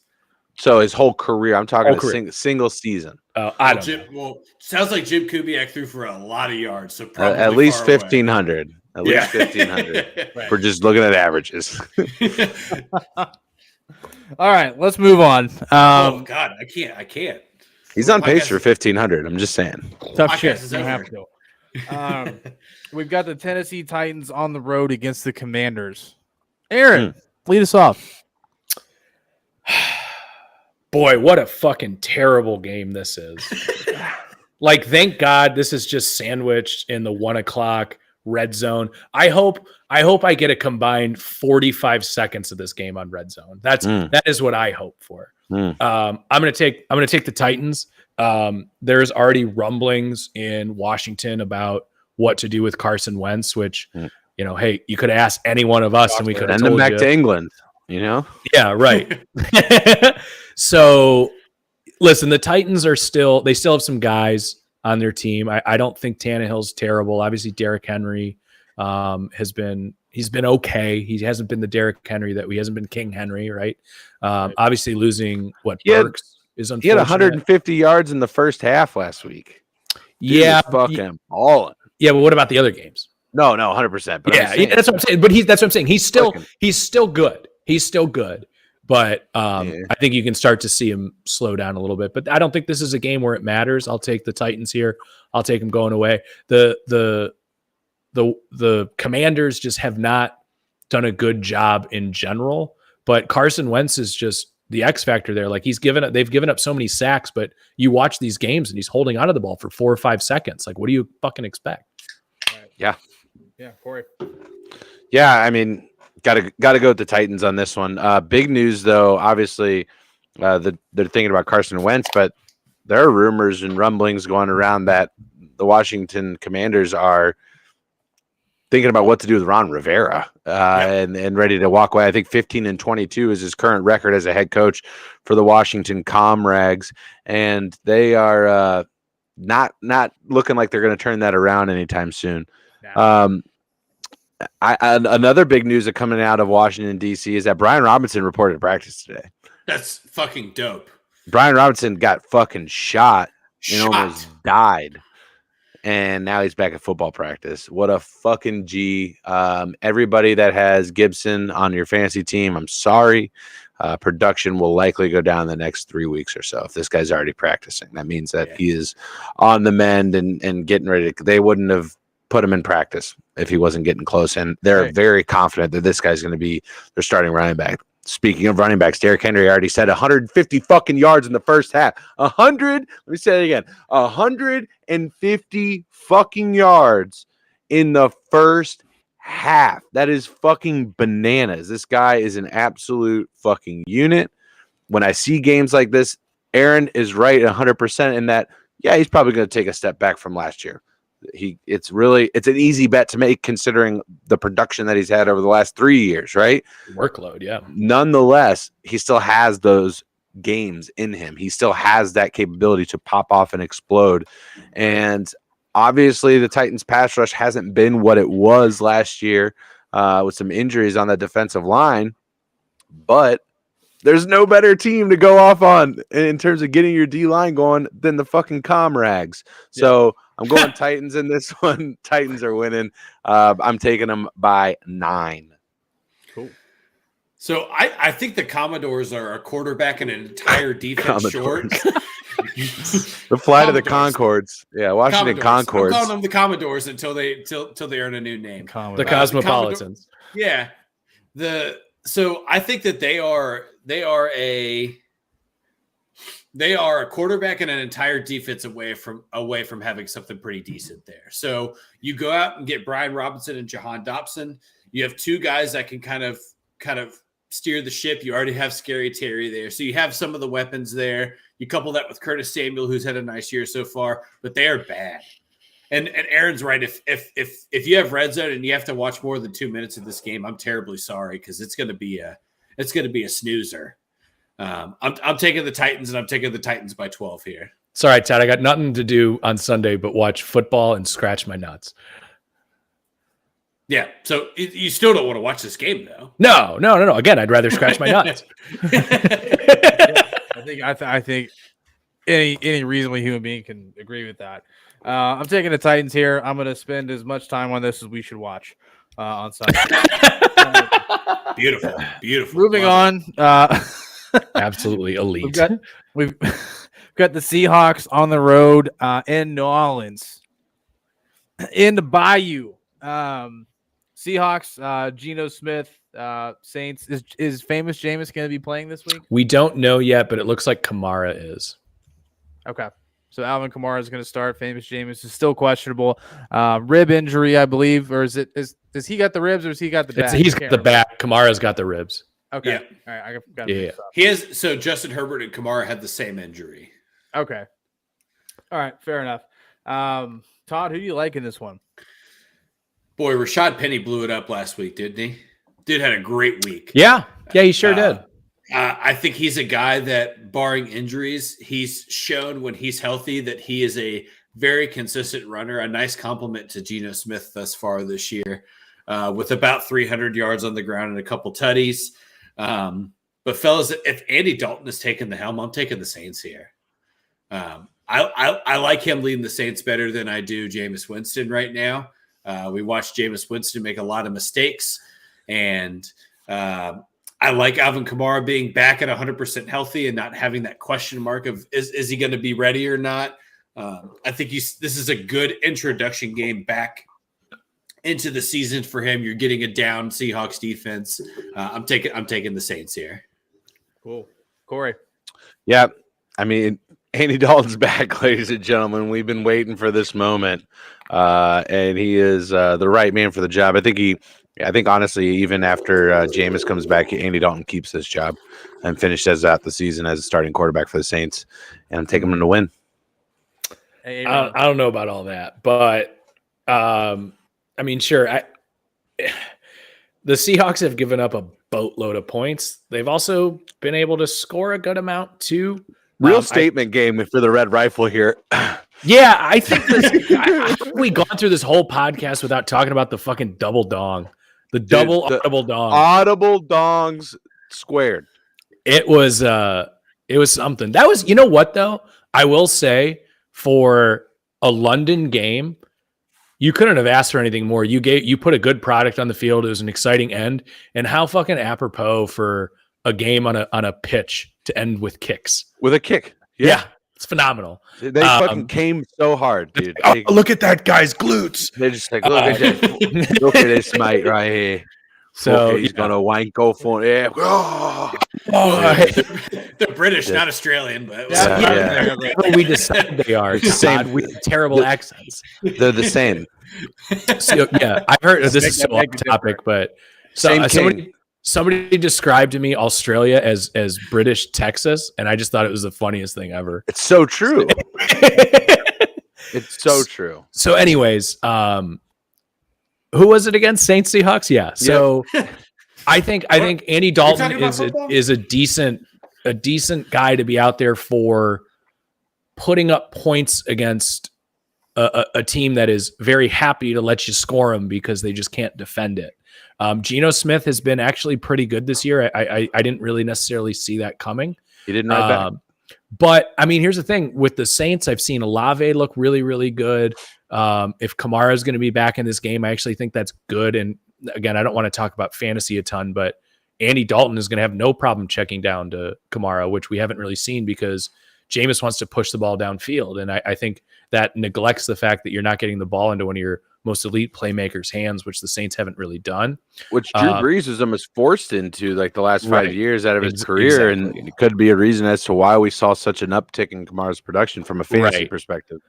So I'm almost tempted to take the Seahawks here. I think this is actually going to be a surprisingly good game, even though I don't think it's going to necessarily have a ton of playoff implications. I'm looking at an over-under of 46. I'd hammer the over, but I'll take the Saints. Quick question here. Is this the first year where a team is coming off a game in London and doesn't have a bye? No, they started doing that last year because they were doing like 4 games in London. Fucking dicks. And oh God, thank God. I just went to check too. It's in New Orleans because God, what a dick move that would have been to go. All right, you go from London to Seattle. But no, it's in New Orleans. Jesus. Yeah, I feel like if this game was in Seattle, I'd be taking the Seahawks. Right. But that's fair. That's a fair perspective of that. It's going to be a close game. But I like the Saints offense better than I like the Seahawks. So I'm going to go with the Saints. I'm with you guys. That's not one I'm willing to take a gamble on. Yeah. Because that one can go either way. So I'm gonna merge with the pack here. Moving forward, we've got the San Francisco 49ers on the road in Carolina. Corey, is Christian McCaffrey? What do we think about Christian? Motherfucker's asleep, man. I don't know, man. This offense is just pathetic. Absolutely pathetic. And on the other side of the coin, that San Fran defense looks scary on Monday night. Going against the Rams, which, by the way, real quick on the Rams, where the fuck is Allen Robinson? Where the fuck is Allen Robinson? One more time. We got 2 games before we get to the Rams. Let's save it. Dude, just ridiculous. But nonetheless, man, that San Fran defense looks scary, and I think they're going to absolutely shut down Baker Mayfield and this anemic offense that has been constructed by, you know what, we normally pick out fraudulent enemy number 1 as a team, but I want to point out this year's Matt Patricia is Matt Rule. Yeah, absolutely. Head coach of the Carolina Panthers is our Patricia of the year. Yeah, they're just miserable. I said it when they hired this guy. I didn't get the hire. I didn't like the hire. It was kind of out of left field. He was a name that was being thrown around just because of the production at Baylor, but let's be honest, the production at Baylor, he was there for 2 years. He's riding half a roster that he didn't even fucking recruit. So congrats to him on breaking that ceiling and getting into the NFL. I'm sure he'll find a job there, once he is eventually fired from Carolina. With going back to college for sure. I think he's back to college. He's coaching in the SEC. That's my guess. Maybe. Hopefully not my team, but I don't get it. He hasn't proven to me that he can build anything, whether it be college or NFL. But I was thinking more of an assistant, maybe an offensive line Dude coach. hasn't even proven he can build Legos. Like he's fucking terrible. I haven't seen him do it. But yeah, it's for that reason. And I'm taking the San Fran and the points in this one. So when do we see PJ Walker? That's my question. Sam Darnold. Yeah. Well, he's hurt. He's hurt, right? I think Darnold's back at this point. Yeah, he's back. He's fine. Back? He's just it's Halloween season, dude. He's seeing ghosts. Yeah, that's can't true. put Sammy out there. It's spooky season. It's spooky season, bro. We have to be close to seeing Sam Darnold on the field. I mean, it is November 1st. To save Aaron the spiel of Baker Mayfield, since we talked. I got it all locked and loaded, but he is an absolute atrocity as an NFL quarterback. Wow. Yes. He has never made any adjustments to be better. That's Correct. my problem with him. He never did any. It's almost like the guy doesn't watch film. I think the progressive commercials have gotten better, dude. Come on. It's so frustrating to watch a guy actively do the same thing over and over again and not work. Right? That's the thing that pisses me off about Baker Mayfield, is that he just keeps doing the same shit. It doesn't work. Here's the thing. You're not Brett Favre. It's not the same NFL Brett Favre was in. Quit trying to be fucking Brett Favre. Quit trying to play that game. You can't air it out. You can't just throw it wherever you want to. Next thing you know, he's going to be robbing a welfare fund, just like Brett Favre did. Now you owe the state of Mississippi $7 million. Dick. What'd you do that for? He could try, but it get batted down at the line of scrimmage. You're going to sell a lot of fucking copper tone or copper whatever and Levi jeans. And Tommy Copper and Wrangler jeans. You're going to throw a lot of footballs through tires to fucking pay that one off, Brett. Yeah, I'm taking the Niners here. I'm not taking the Panthers to win any game moving forward. That's just been my move all year. I haven't picked them to win a game yet. Aaron's up $4 million on FanDuel right now.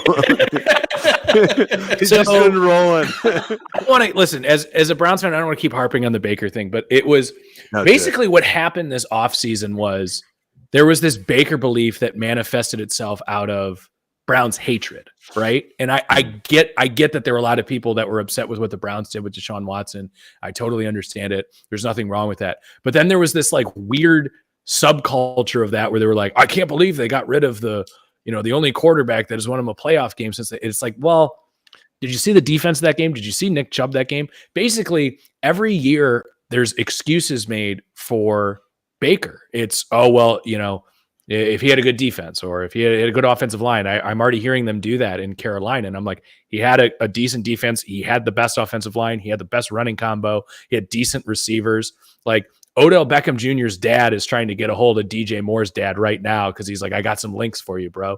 Yeah. Like it is awful. I have seen this guy get his ball batted down at the line of scrimmage. I've seen this. I'm so sick of watching this guy throw off of his back foot and just air it. Happens all the time. And then Browns fans were called crazy this offseason by saying, I think we're going to look better with Brissett than we are with Baker. And it's lived true. You mentioned a lot of like Browns hate. I think honestly where like the disdain that came from football fans in general, because that's I think what you're alluding to. Yes. Just NFL fans was more so the way that it went down. And I'm not trying to say that the Browns should have handled that any other way, but it just was kind of like, it was like bro code violations that were going on right there. And I'm not saying that the Browns could have done anything other than, but it was just like, dude, what the fuck, man? Are you serious? And it just happened to go down that way. Deshaun out of it. My point is the Browns were clearly correct in trying to upgrade that position. I agree.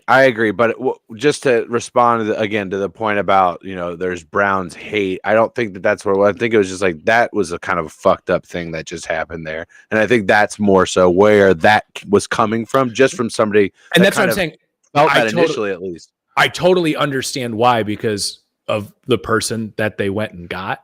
But then it could have been that. And then, but people just were like, all right, well, no, now Baker has a chip on his shoulder. Now and I just didn't believe any of that. I was like, I've seen this guy. I know who he is. We're going to fuck him up. Yeah. Like he's the same guy. He's whatever. Anyways, Niners by like 1 million. Yeah. I agree. A bajillion. I don't know if there's anything else more to say about that. Moving on, we've got the Eagles on the road in Arizona against the Cardinals. Obviously, we got the Eagles, probably the hottest team in the NFL at this point in time. Jalen Hurts having an unbelievable season so far. Todd, what are you thinking for this one? I think this is actually going to be a pretty exciting game to watch. Oh, yeah.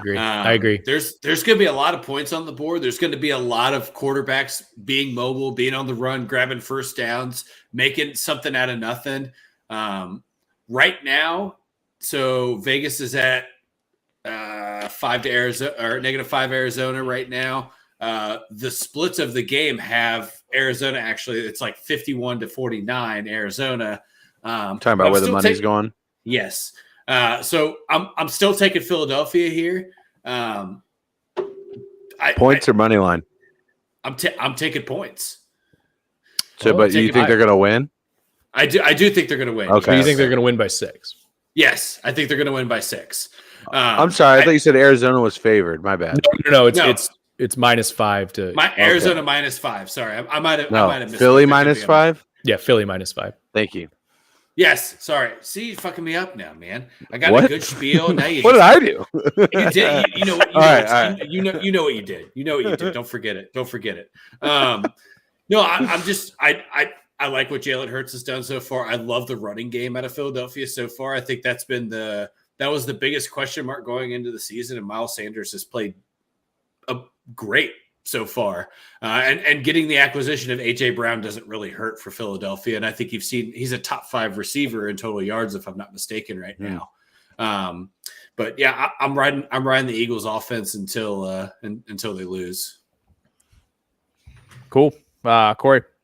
Yeah, I just don't trust the Cardinals. I never bet on the Cardinals. If I'm going to bet, I just don't bet. Or if I want to bet on that game, I'm betting against them. So I'm taking the Eagles in this one. I'm going to ride the hot hand. That said, after the Eagles, if they eventually go 7-0, which their schedule dictates they should, if they end up going like 7-0, just statistically speaking, I'm going to start betting against them just because they're bound to lose a game. Right. Whether it's against a team that they're highly favored against, or whether it's a team that, like the Cowboys or something where it's a close matchup, just statistically speaking, I'm just going to start throwing money and doubling down on them losing. Yeah. Aaron. Yeah, I think Philly's really, really good. I think we've seen that every week so far as we basically have rounded out, although the numbers don't work out this way anymore, the first quarter of the season. Right. But I think, and Corey, correct me if I'm wrong, I think you had them in the Super Bowl. I had them winning. I have an NFC Championship game. NFC Championship game. Yeah. I had them winning the division. I think Philly is really, really good. This has all the markings of a trap game to me. I think Philly got down early last week.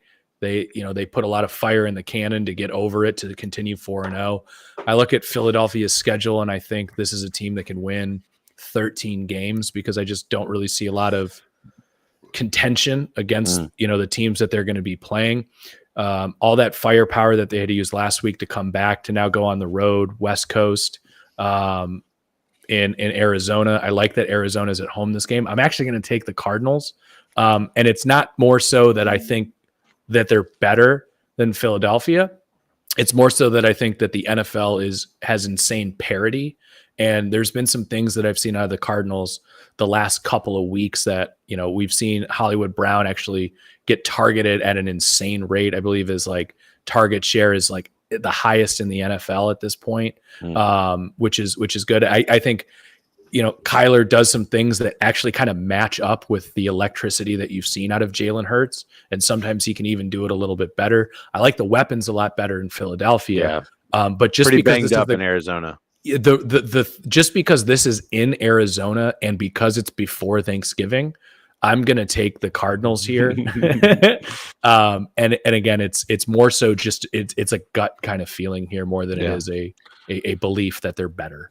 You mentioned something there. Sorry, before you get to this, Todd, I just want to get your pick here. But I just want to one thing that you mentioned that I wanted to touch on, Aaron, is that they had to use everything to come back, and maybe this is maybe a good segue for Todd here. But I think that what that does for a young team like Philly is that they know they're never out of the game.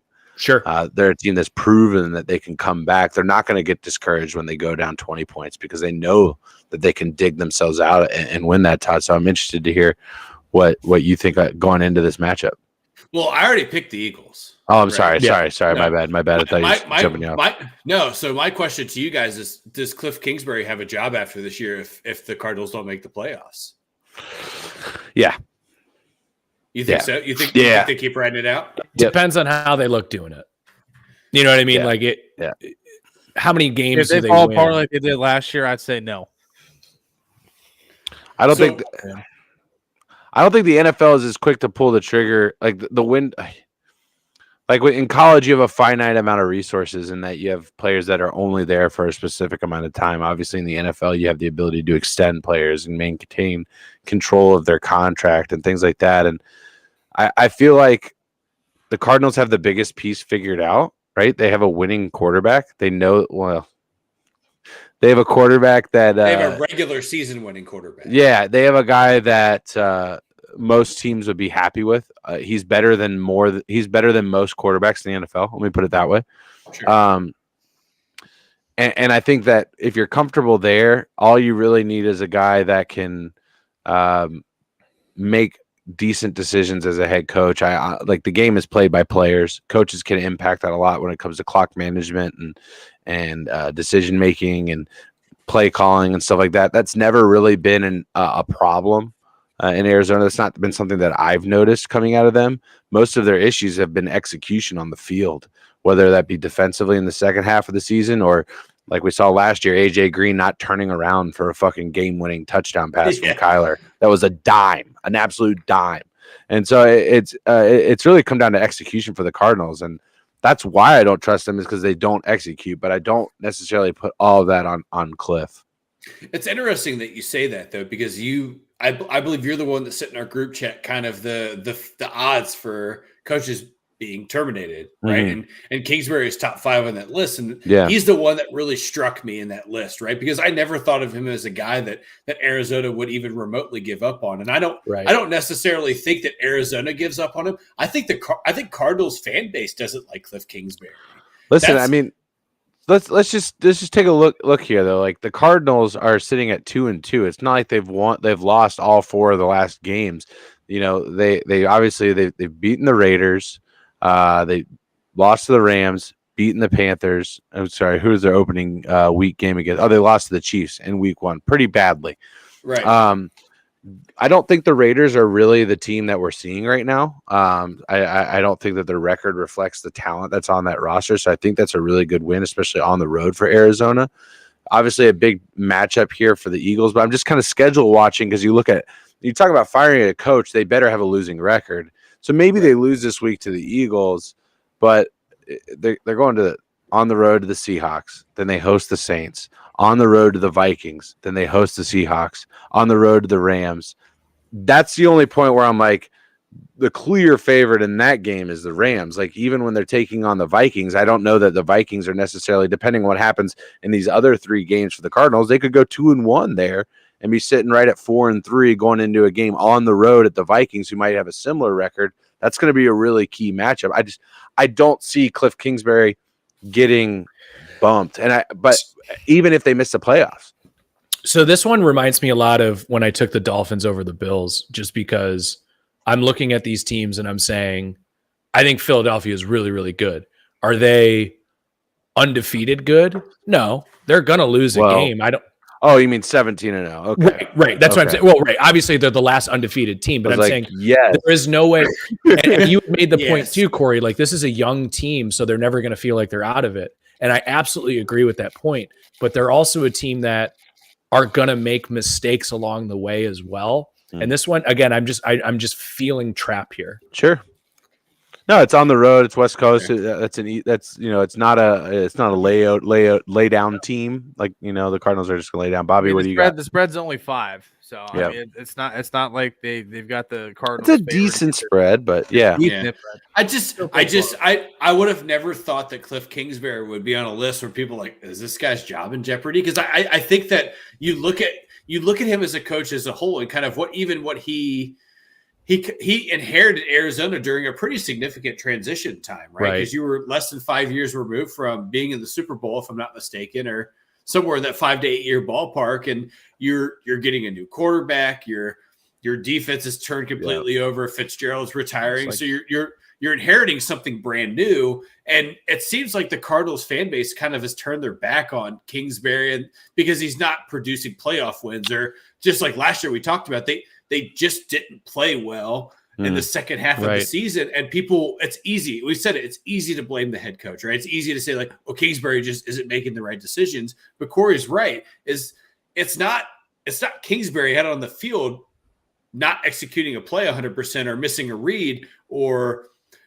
trying to jam yourself into a hole on 3rd and 1 when there's nothing available, because we saw James Conner do that a lot last year. He's not a guy. I was actually surprised that they extended him, because he's not a guy to me that here's a guy. As a 25-30 touch guy. That's the third time you've done that to me. Dude, I got to fucking lose my train of thought. But he's not a guy that is a 25 to 30 touch guy, and Arizona's trying to do that too. So I'm wondering if the stuff that's happening on the field, kind of small things like that, the guys that are digging deeper into the stats for Arizona are kind of looking into that, or if it's just the general fan base saying like, oh, we're not in the playoffs, let's fucking fire Cliff Kingsbury. Yeah. So long story short, short story long. I don't. Either way, I don't know which way I want to go here. Like, do I just continue to follow Aaron, or do we?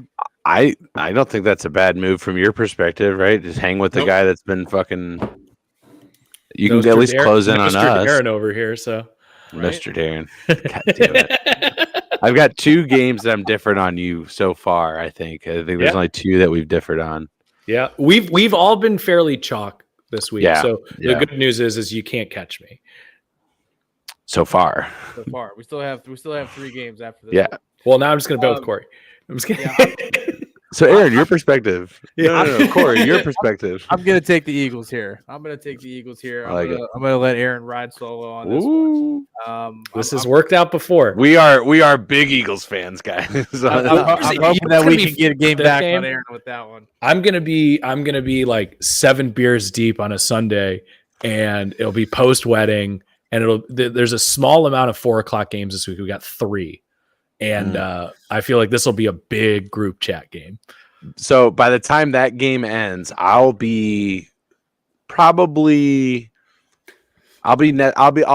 might see kickoff from my house. I'll be returning from Cleveland. We're staying that Saturday. Are you good? Just goofing off and just being rambunctious, being knuckleheads. We didn't make any plans because I know we have people. We did. Well, if you want to hang out. Yeah. All right. We'll do that offline. But I'll probably be getting back from Cleveland, nestled in, getting ready for. I'm gonna miss the whole 1:00 slate. I'm almost entirely. Well, at least you got Sunday night though. That worked out nice. Yeah, we'll get to that one here. For sure. 2 more games. All right. So we've got the last 4:00 game here. I have a feeling we're gonna be split on this one. We got the Cowboys on the road in LA against the Rams. Personally, I think this is a game that could go either way. Obviously Cooper Rush, first Cowboys quarterback to start 4-0 in his career. I don't know how much that means. At this Mac point, football, baby. Where'd he go? Central. Oh, nice. Okay. Going up against Matt Stafford, who had an absolutely abysmal game. Gross, heinous. It was probably one of the worst games he's played in the last 5 years. It's those Little Caesars ads. I was going to say, in terms of if you were to make it a pizza, if you were to put a pizza ranking on his game, it would be Little Caesars. Little Caesars. Yeah. Yeah. I mean, you're going to eat it. It's hot and it's garbage. Oh, that man. just screams manager having a pizza party and they bought you Little Caesars. Yeah. Pizza party. Not only is it a pizza party, but we forgot to plan for it. Yeah. Give me your finest hot and ready, good sir. All right. Corey, I'll let you lead this one off. Yeah, this one is Why are you making me go first? Why not make the guy in first place go I've first gone on first a lot tonight. on a good game? Like, Hey, whatever. I'm rotating all of you guys. You know what? It doesn't impact my pick at all. So it doesn't matter. I'm going to stick strong here. When I look at these teams and I look at teams that are able to produce, I think I have to lean towards the road team, and I got to lean towards the Cowboys. They have shown me more consistency as a team than the Rams have, particularly from the defensive side of the ball. And when you look at what the Niners were able to do against the Rams, it was make Matthew Stafford uncomfortable. The Cowboys are very good at that. They have, in my opinion, the defensive player of the year so far in Micah Parsons on that team. And I think he's going to tee off on him. I think they have a defense that can take the ball away. Matthew Stafford's very good at giving it away. Detroit fans can relate to that. I think you get consistency out of Cooper Rush. I think he's got developed relationships with guys that are getting starts right now. Noah Brown being one of them. Obviously, with Michael Gallup coming back into the mix, that only helps him out. Dalton Schultz, where the fuck are you? Nowhere to be found. But they've been okay. And leaning on two guys such as Tony Pollard and Ezekiel Elliott, it's not too bad guys to hang your hat on for a backup quarterback coming in here and trying to lead this team to where he can hand it off to their franchise QB, MVP candidate, Dak Prescott. Right. You know, they're putting themselves in a good position. So I'm going to go with the Cowboys in this one. I feel disgusting. Toddy G. Yeah. Well, my moment of silence there was because I have to agree with Corey. I'm taking the Cowboys here, fellas. I don't think there's much more than Corey said it right. I trust Micah Parsons. I watched San Francisco constantly in the backfield, constantly getting Matt Stafford out of the pocket or moving forward in the pocket where he doesn't get to make the Cooper Kupp play, right? Because that's where we're at right now. He's targeted Cooper Kupp 54 times this year, fellas. And I just want to put that into perspective here. Matt Stafford has thrown the ball 150 times, and 54 of those times have been to Cooper Kupp. Wow. So one out of three throws is going to Cooper. And a lot of that, too, has been to like the rest of that has been to Higbee. Yes. So you're right. So see, you guys you're leading me right. We're helping. Into it. Yeah, we got you, baby. No, Tyler Higbee being Matthew Stafford's second target at 38 targets. That puts him 8th in the NFL in targets. Wow. Or 9th in the NFL in targets. He's doing great on my bench in fantasy. So fucking bullshit. I think what Dallas does really well is they make quarterbacks uncomfortable, right? I've watched them do it week in and week out. They made Joe Burrow very uncomfortable, and this is a good. Corey said this is a good guy to get uncomfortable because he's very easy at giving the ball away. He loves he loves throwing interceptions. We watch him do it 2 or 3 times a week almost at this point in his career. So I'm taking the Cowboys here, and I think that Vegas is. I just think that Vegas is wrong here. I think that this is LA favoritism at its finest. Yeah, I mean, you guys already touched on it, so I don't want to beat a dead horse here. But last year, Matt Stafford was what Cowboys do. That's God. I fucking hate the Cowboys. Matt Stafford was tied. It hurts me. Matt Stafford was tied with Trevor Lawrence for most interceptions last year, and right now with 6 interceptions is leading the pack. I'm also taking the Cowboys. Has nothing to do with what you guys picked. I think like to me, this honestly is more of like an obvious pick. You have a team that loves turning the ball over and loves focusing on one person. Now, obviously, Cooper. It's the battle of the Coopers here, right? So you got Cooper Kupp, you got Cooper Rush. What? So Archie Manning just came in his pants. Yeah, I'm sure. And then you got, listen, here's the way I'm looking at it is you have a guy like Diggs who I think can at least make it tough for Kupp, even though he's still going to get his in that game.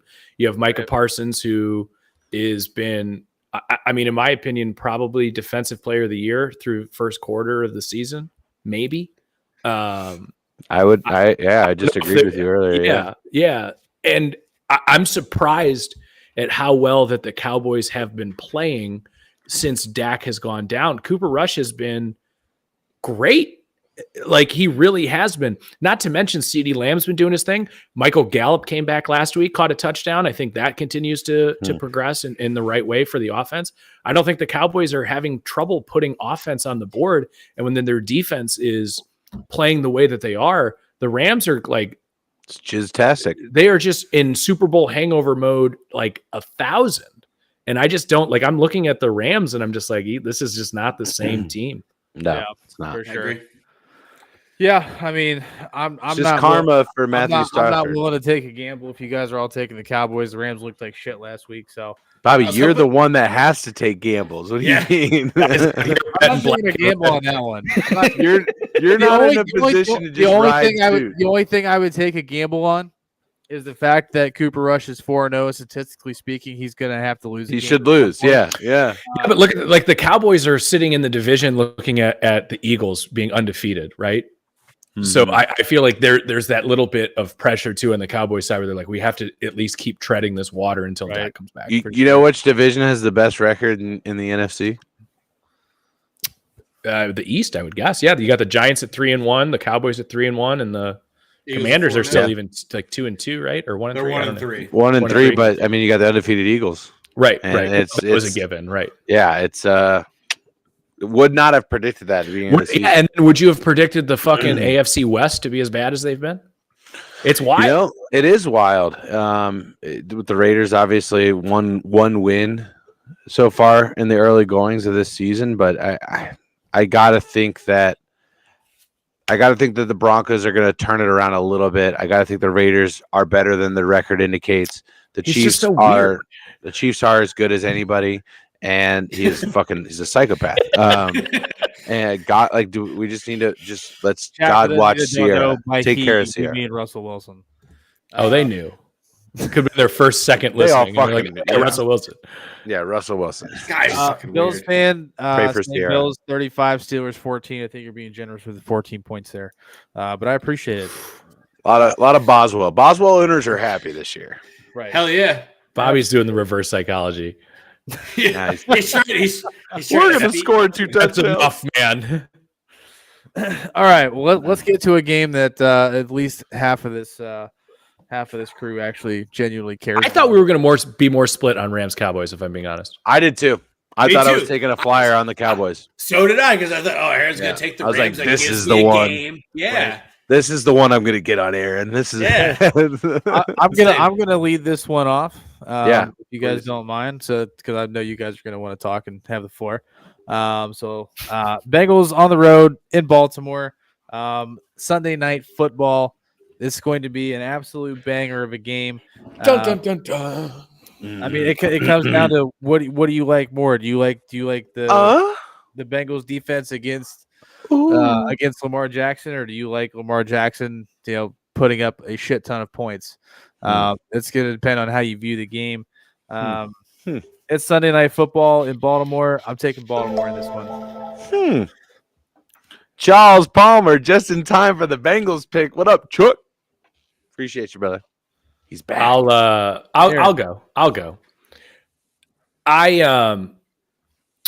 Listen, I think the Bengals have done exactly what they've needed to do since starting 0-2. Right now they're back in a position here where you have a divisional game. The only reason the Browns are sitting at the top of the division is because they're technically 1-0 in the division against the Steelers. Right at this stage in the game, it really isn't that important. You're all sitting basically 2-2 minus the Steelers. So this has huge divisional implications in line here. At the beginning of the season, I picked the Ravens to win this division. I'm going to stick with that pick still. I'm going to take the Ravens in this game. I'm looking at Joe Burrow, who has played great, but I'm looking at a guy who gets sacked 9.3% of the times. Okay, so let's take a look at, we talked at the beginning of the year about how the Bengals are going to have a better offensive line, right? So in his rookie year, he was being sacked 7.3% of the times. That was the year he sustained the injury. His second year, 8.9% of the time, 9.3 this year. I have seen him just be absolutely wrecked every week. And I'm not saying it's gonna come home to roost in this game specifically, but boy, you guys better really start protecting this guy long term, because it is I'm almost like cringing watching these games and just see him get all this pressure. I think Lamar Jackson has been a borderline MVP candidate this year. I think this is a primetime game, and I always see Lamar Jackson. He's like the anti-Kirk Cousins. I think you're going to see just a shitload of magic. And Corey, I can't wait after these facial expressions to see the goddamn shit you have to say. I'm taking the Ravens in this game. Without further ado, Mr. James. Oh, you like me? I was going to let Todd go because I feel like I steal his thunder sometime, but I appreciate. Okay, Todd, go ahead. Let's let Todd. Okay. Well, so I hear a little bit of the Lamar Jackson conversation. I hear some of that. But what if I told you that he has about a 49%, 51 or 50% completion rate against the Bengals, averages about 7 yards a throw, and has thrown almost equal interceptions to touchdowns. Okay. Here's my thing, is that everybody totes Lamar Jackson, and I agree. I think that he's a guy that's put up good numbers this year, and I think that he right now is in the MVP conversation. But so he doesn't. By those standards, do you think the Bengals are going to lose to the Panthers this year because Baker is always beating the Bengals?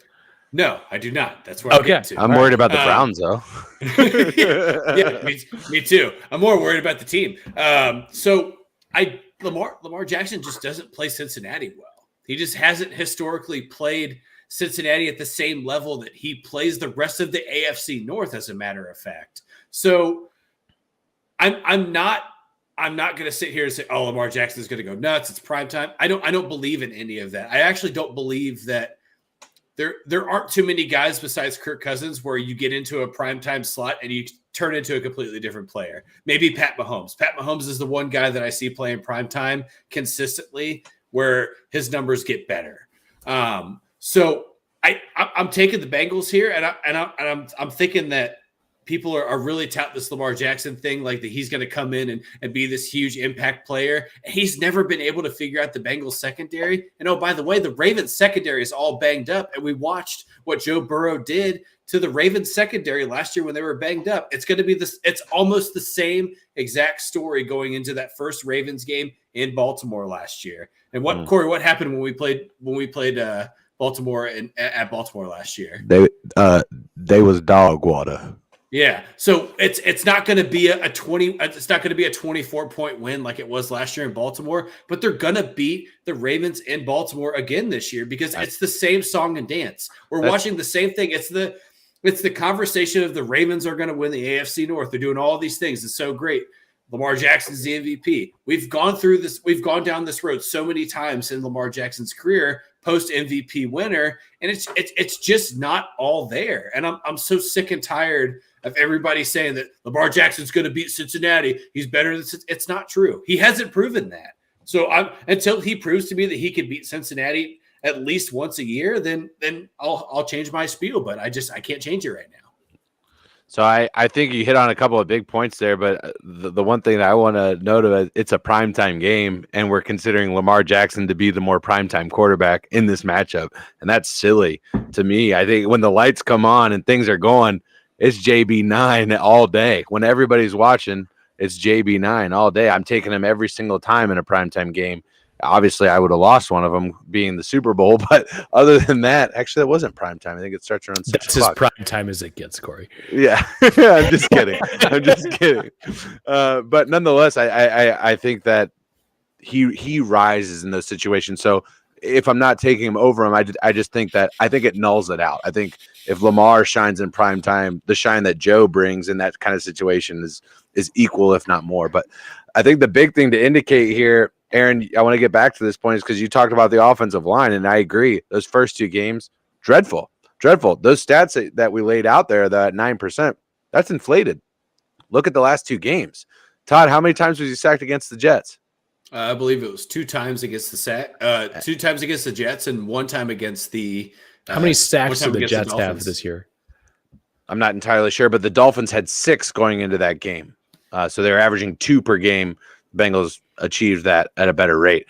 Another thing to note here that the Ravens do not have TJ Watt. The Ravens do not have Micah Parsons. This line has been playing better. They have been building confidence. And I think that's going to be an impactful thing here. But the biggest thing that is going to be an impact. And the reason why I'm taking the Bengals to win this game is because that Baltimore Ravens defense is terrible. It's bad. They have given up in 4 games, just in the second half. Just in the second half, they have given up over 1,000 yards. That's 2 football games.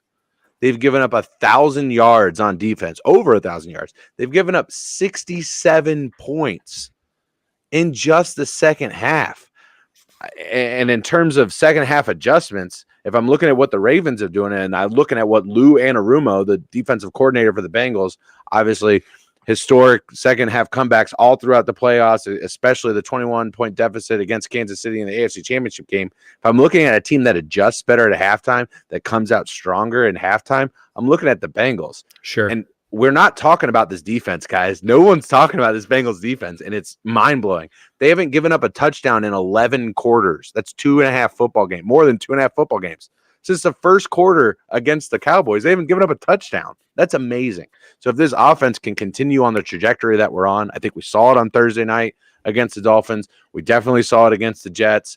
The way they finished that game against the Dolphins, more particularly with that deep ball to Chase to kind of just ice the game out, get in there. I really like what I'm seeing out of them, and they're riding high while the Ravens are kind of scratching their heads. I think the Bengals win this one. A statement, huge game, especially we all picked the Chargers to beat the Browns. They're the other 2-2 team in this division. This is for the lead in the AFC North. If barring the Browns, everything runs chalk and the Browns lose to the Chargers. If that happens, this is for the lead in the AFC North. Huge Sunday night game. Yeah, but that's the same for the Ravens. It's just as huge for them. No, I didn't say absolutely. for the Bengals. I just said and the one thing I will concede to you there is whether it be the Dolphins game or whether it be the Bills game, the fact that they're blowing leads that the way that they are is absolutely super concerning. And I think that's actually a great point, and I don't think should be understated. So I'll concede that completely. For sure. Ravens being at home here, I think just gives a little bit of an edge. I'm certainly not dogging the Bengals by any means, but we're also I think the Ravens are favored, so you're following. They are, but it's -3 at home. You know what I mean? Like that's about as started at -4. That's as chalk as it gets, right? So it's betted down. So that means money is coming in on the Bengals side, which is great. But Yes, it is. Listen for a game like this. This is one thing I don't think we've mentioned. This is just a great Sunday night football game. Great. Absolutely. Really excited to watch, as opposed to what was it, the Titans Commanders game? What's Thursday night? Colts what? Colts Broncos. Exactly. Yeah, cool. I can't wait to watch every single snap of this game. Yeah. I think this is going to be very telling in the way that the division falls. I think the winner of this game wins the division. Also, although it's early, but let's also point out that if the Browns win, it's still for first place. You would just be tied with the Browns because equal interdivision record at 1-1 for whoever, or at 1 win. I'm sorry. Actually, I believe the Browns would have the nudge there being 1-0 versus the Bengals, who would be 1-1 in the division. If the Ravens win, they would be tied with the Browns at 1-0. You would technically have the lead because the tiebreaker from there is interconference. Right, but you don't have a loss in the division. The Bengals do. So that's why the Browns would be ahead. Oh, because you lost to the Steelers. You're right. You would be 1-1, and we. So would, correct. So if the Bengals win and the Browns win, the Browns are still in first place. If the Browns win and the Ravens win, then you're looking at interconference. And off the top of my head, I'm not entirely sure. Obviously, the Ravens would have 2 wins in the conference at least. Ravens lost to the Bills, and they lost to the Dolphins. So I think it would still be a tie because we lost to the Jets. Yeah. So, all right. Big game. Last game of the evening, the Monday night matchup, another divisional matchup. I've got the Raiders on the road in Arrowhead taking on the Chiefs. I don't think this is going to be a very tough game for us to pick here. I mean, it could be a huge game for the Raiders, though, right? Like, this could be a huge, especially for McDaniels. I mean, already a guy at 1-3, his coaching career, his head coaching record is not great, right? And this is somebody that has a quarterback now that all the pundits have put a dark horse for MVP. They've got the best wide receiver in the league. There weren't really a lot of questions about the defense. The only big question was the whole 4 running backs that they've got. And I think Jacobs has kind of cemented himself there, but he's a fucking free agent after this year. So where are we going? But nonetheless, I think this could be a huge statement game for the Raiders. It could be, but it's not going to be. And nobody is playing better quarterback right now than Patrick Mahomes. This guy is fucking insane. Aaron, I know you love Mahomes, so I feel confident in picking this one that we're going to run chalk here. But I can't bet against him. Not at home. Not on Monday Night Football. Going with the Chiefs. Yeah, look, it's funny that you bring up Josh Jacobs kind of cementing his spot as RB1 in Las Vegas because he's top 5 in rushing, fellas. I think that there were any concern that you had about Josh Jacobs. Get paid, boy. Yeah, of him being an NFL running back, you can just throw that to the wayside there because I think that's one of the bigger surprises this year. Yeah, I agree with you, but I think it's finally the right mix for him too. Sure. You know what I mean? Like you finally have the top 10 tier wide receiver that alleviates some of the pressure that Josh Jacobs takes some guys out of the box. Yes, exactly. Because you watched the Bengals do it to Las Vegas last year in the playoffs. They just threw 6 or 7 in the box and forced Derek Carr to throw the ball and still provided that pressure, right? So when you put Derek Carr under pressure, very similar to Matt Stafford through his career so far, he throws a lot of interceptions. It's just what it is. And he's still throwing a lot of interceptions through the beginning of this 2022 season. But I'm with Corey. I'm taking the Chiefs here. I can't bet against Pat Mahomes right now. He's right. He's the most on fire football player. If we were playing NBA Jam, the dude's been on fire for fucking 4 weeks. I haven't really seen him make too many bad plays other than maybe a couple hiccups against the Colts where he could have probably taken the ball and ran, but he tried to force a couple balls in and caused a series to kind of die down. But I'm not betting against Pat Mahomes right now. Yeah, I mean, every week you see that, right? Like where he makes these ridiculous plays, like the one where he just flicks it to Clyde Edwards-Helaire, or where he does the runs around and throws the sidearm to McKinnon for a touchdown. Like those are like career plays. The guy is doing it every week. He has a career highlight reel just for the first 4 weeks of the season. It's remarkable. And to see what they've done with, kind of a mismatched group of receivers. Obviously, Travis Kelce is just in a league of his own from the tight end position. But the rest of Juju has not really done what I think a lot of people thought he might. Valdez-Scantling has his moments, where he goes over the top. And then there was a little bit of Sky Moore mixed in this past week, which was cool. But yeah, I mean, it's the Chiefs here, right? I think the Raiders have been probably my most disappointing team of the year, at least in terms of where I thought they would be. And again, it's Pat Mahomes on Monday Night Football. I think this could be a good game. For whatever reason, and I looked it up while we were talking, I think it was probably just because it was one game that the Raiders won that they shouldn't have. And I was like, I feel like the Raiders always play Mahomes tough. Mahomes is 7-1 against the Raiders in his career. This is just an easy pick for me. I'm taking the Chiefs here, and Bobby, I'm curious what you think about it.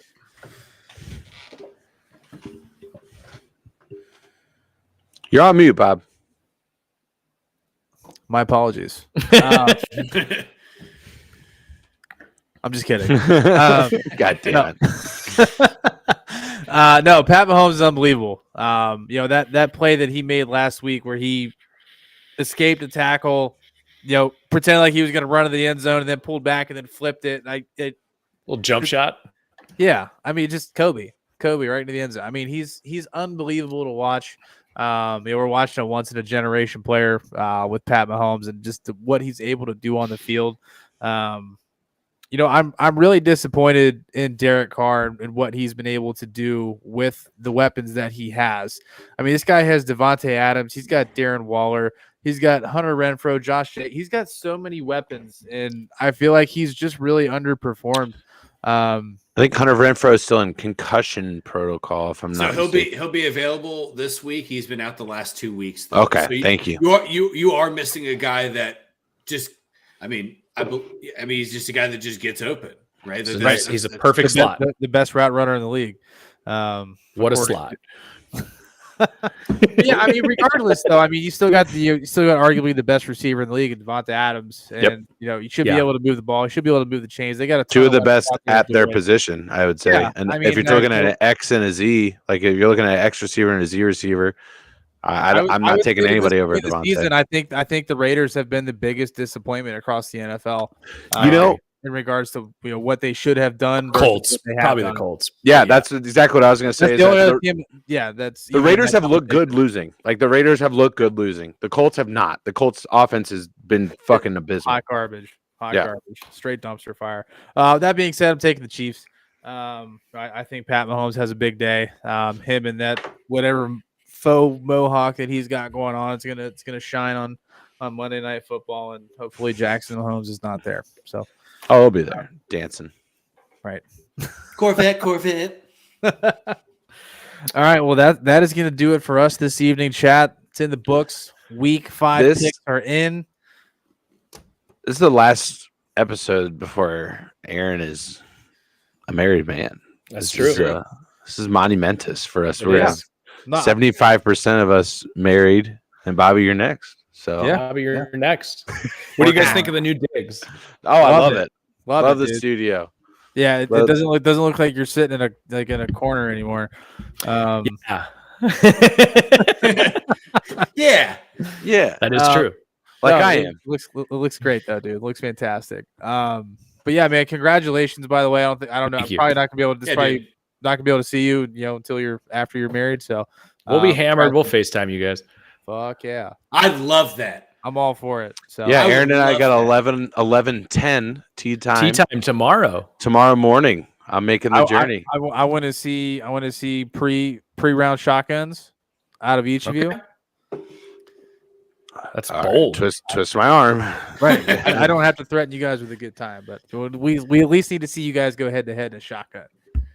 Absolutely. Well, that's just silly. Yeah. Come on. I will lose. They've all seen the TikTok. It's insane. It's absolutely insane. I also have to host a rehearsal dinner that night. So, yeah, you take a nap. You're talking to a guy that did it. The rehearsals at 6. We're doing a late tea time, so Corey can even play. Yeah, we're gonna be bumping up against it for sure. Sleep on the car ride back, freshen up, you'll be fine. We're playing the course 7 minutes from my house. What time's the tea time? Yeah, 11:10. And how long's the drive that you got to make? 7 minutes. minutes. It's 7 from my No, Corey. How long do you how long? 3 hours. 3 hours. Oh shit. Yeah, I'm dropping the kids. Trying to be on the road by 8. Get there. That's a fucking stretch. Strategy. Take Todd. a piss. You're literally just rolling out of the car. I'm rolling out cold. Dude, I'm bumping tunes the whole way.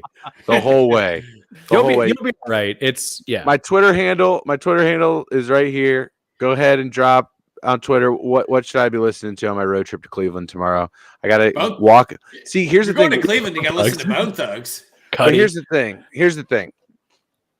Going into a round of golf, I cannot listen to like Rage or like something that's like too upbeat. I need a little bit of Camp or some Mountain Joy or some Lumineers. You know what you should listen to? You just need to throw some LRB and call it a day. Just some frothy beats is what I need. Best of Hall & Oates. Best of Hall. Oh. Was that a little River Band reference Bobby just made there? I'm here for it. I like it. Love it. You know what? Maybe I listen to 80s ballads and just sing. Maybe some Skinnerd. How do I get you alone? Little heart, just fucking yeah. We can clear that. Luckily, it's so tuned. It's nobody can even understand what it is. Right. I'm just kidding. All right, Chow. That's gonna do it for us. If you guys haven't, make sure you tell Aaron congrats. He'll be a married man by the weekend. We will be back with you guys on Wednesday of next week. We'll be coming back to recap picks. All 4 of us are going to be here next week. Is that right? Yeah. Okay. Yeah. I was very happy that I could jump on. Oh yeah. This was thanks for making it work, No, I mean, this was the absolute distraction I needed. We got all the work done, and I just needed to talk sports with the boys. I've been doing too many fucking fucking table but arrangements. look at the way that these sit here, and the candle. The candle should sit here with the flowers, and these flowers. You don't want to block people's view. Yeah. All right. Well, before you piss your wife off, let's go ahead and You've hang done this it. up. Nah, she didn't give a shit. She was the one who encouraged it. She's the best. Yeah, I love her. she's the Shout best. out Mary. Marys are the best. Marys are good people. Marys are the best. All right, chat. We'll see you guys next week. Have a wonderful weekend. Peace. Go Browns. Boo day.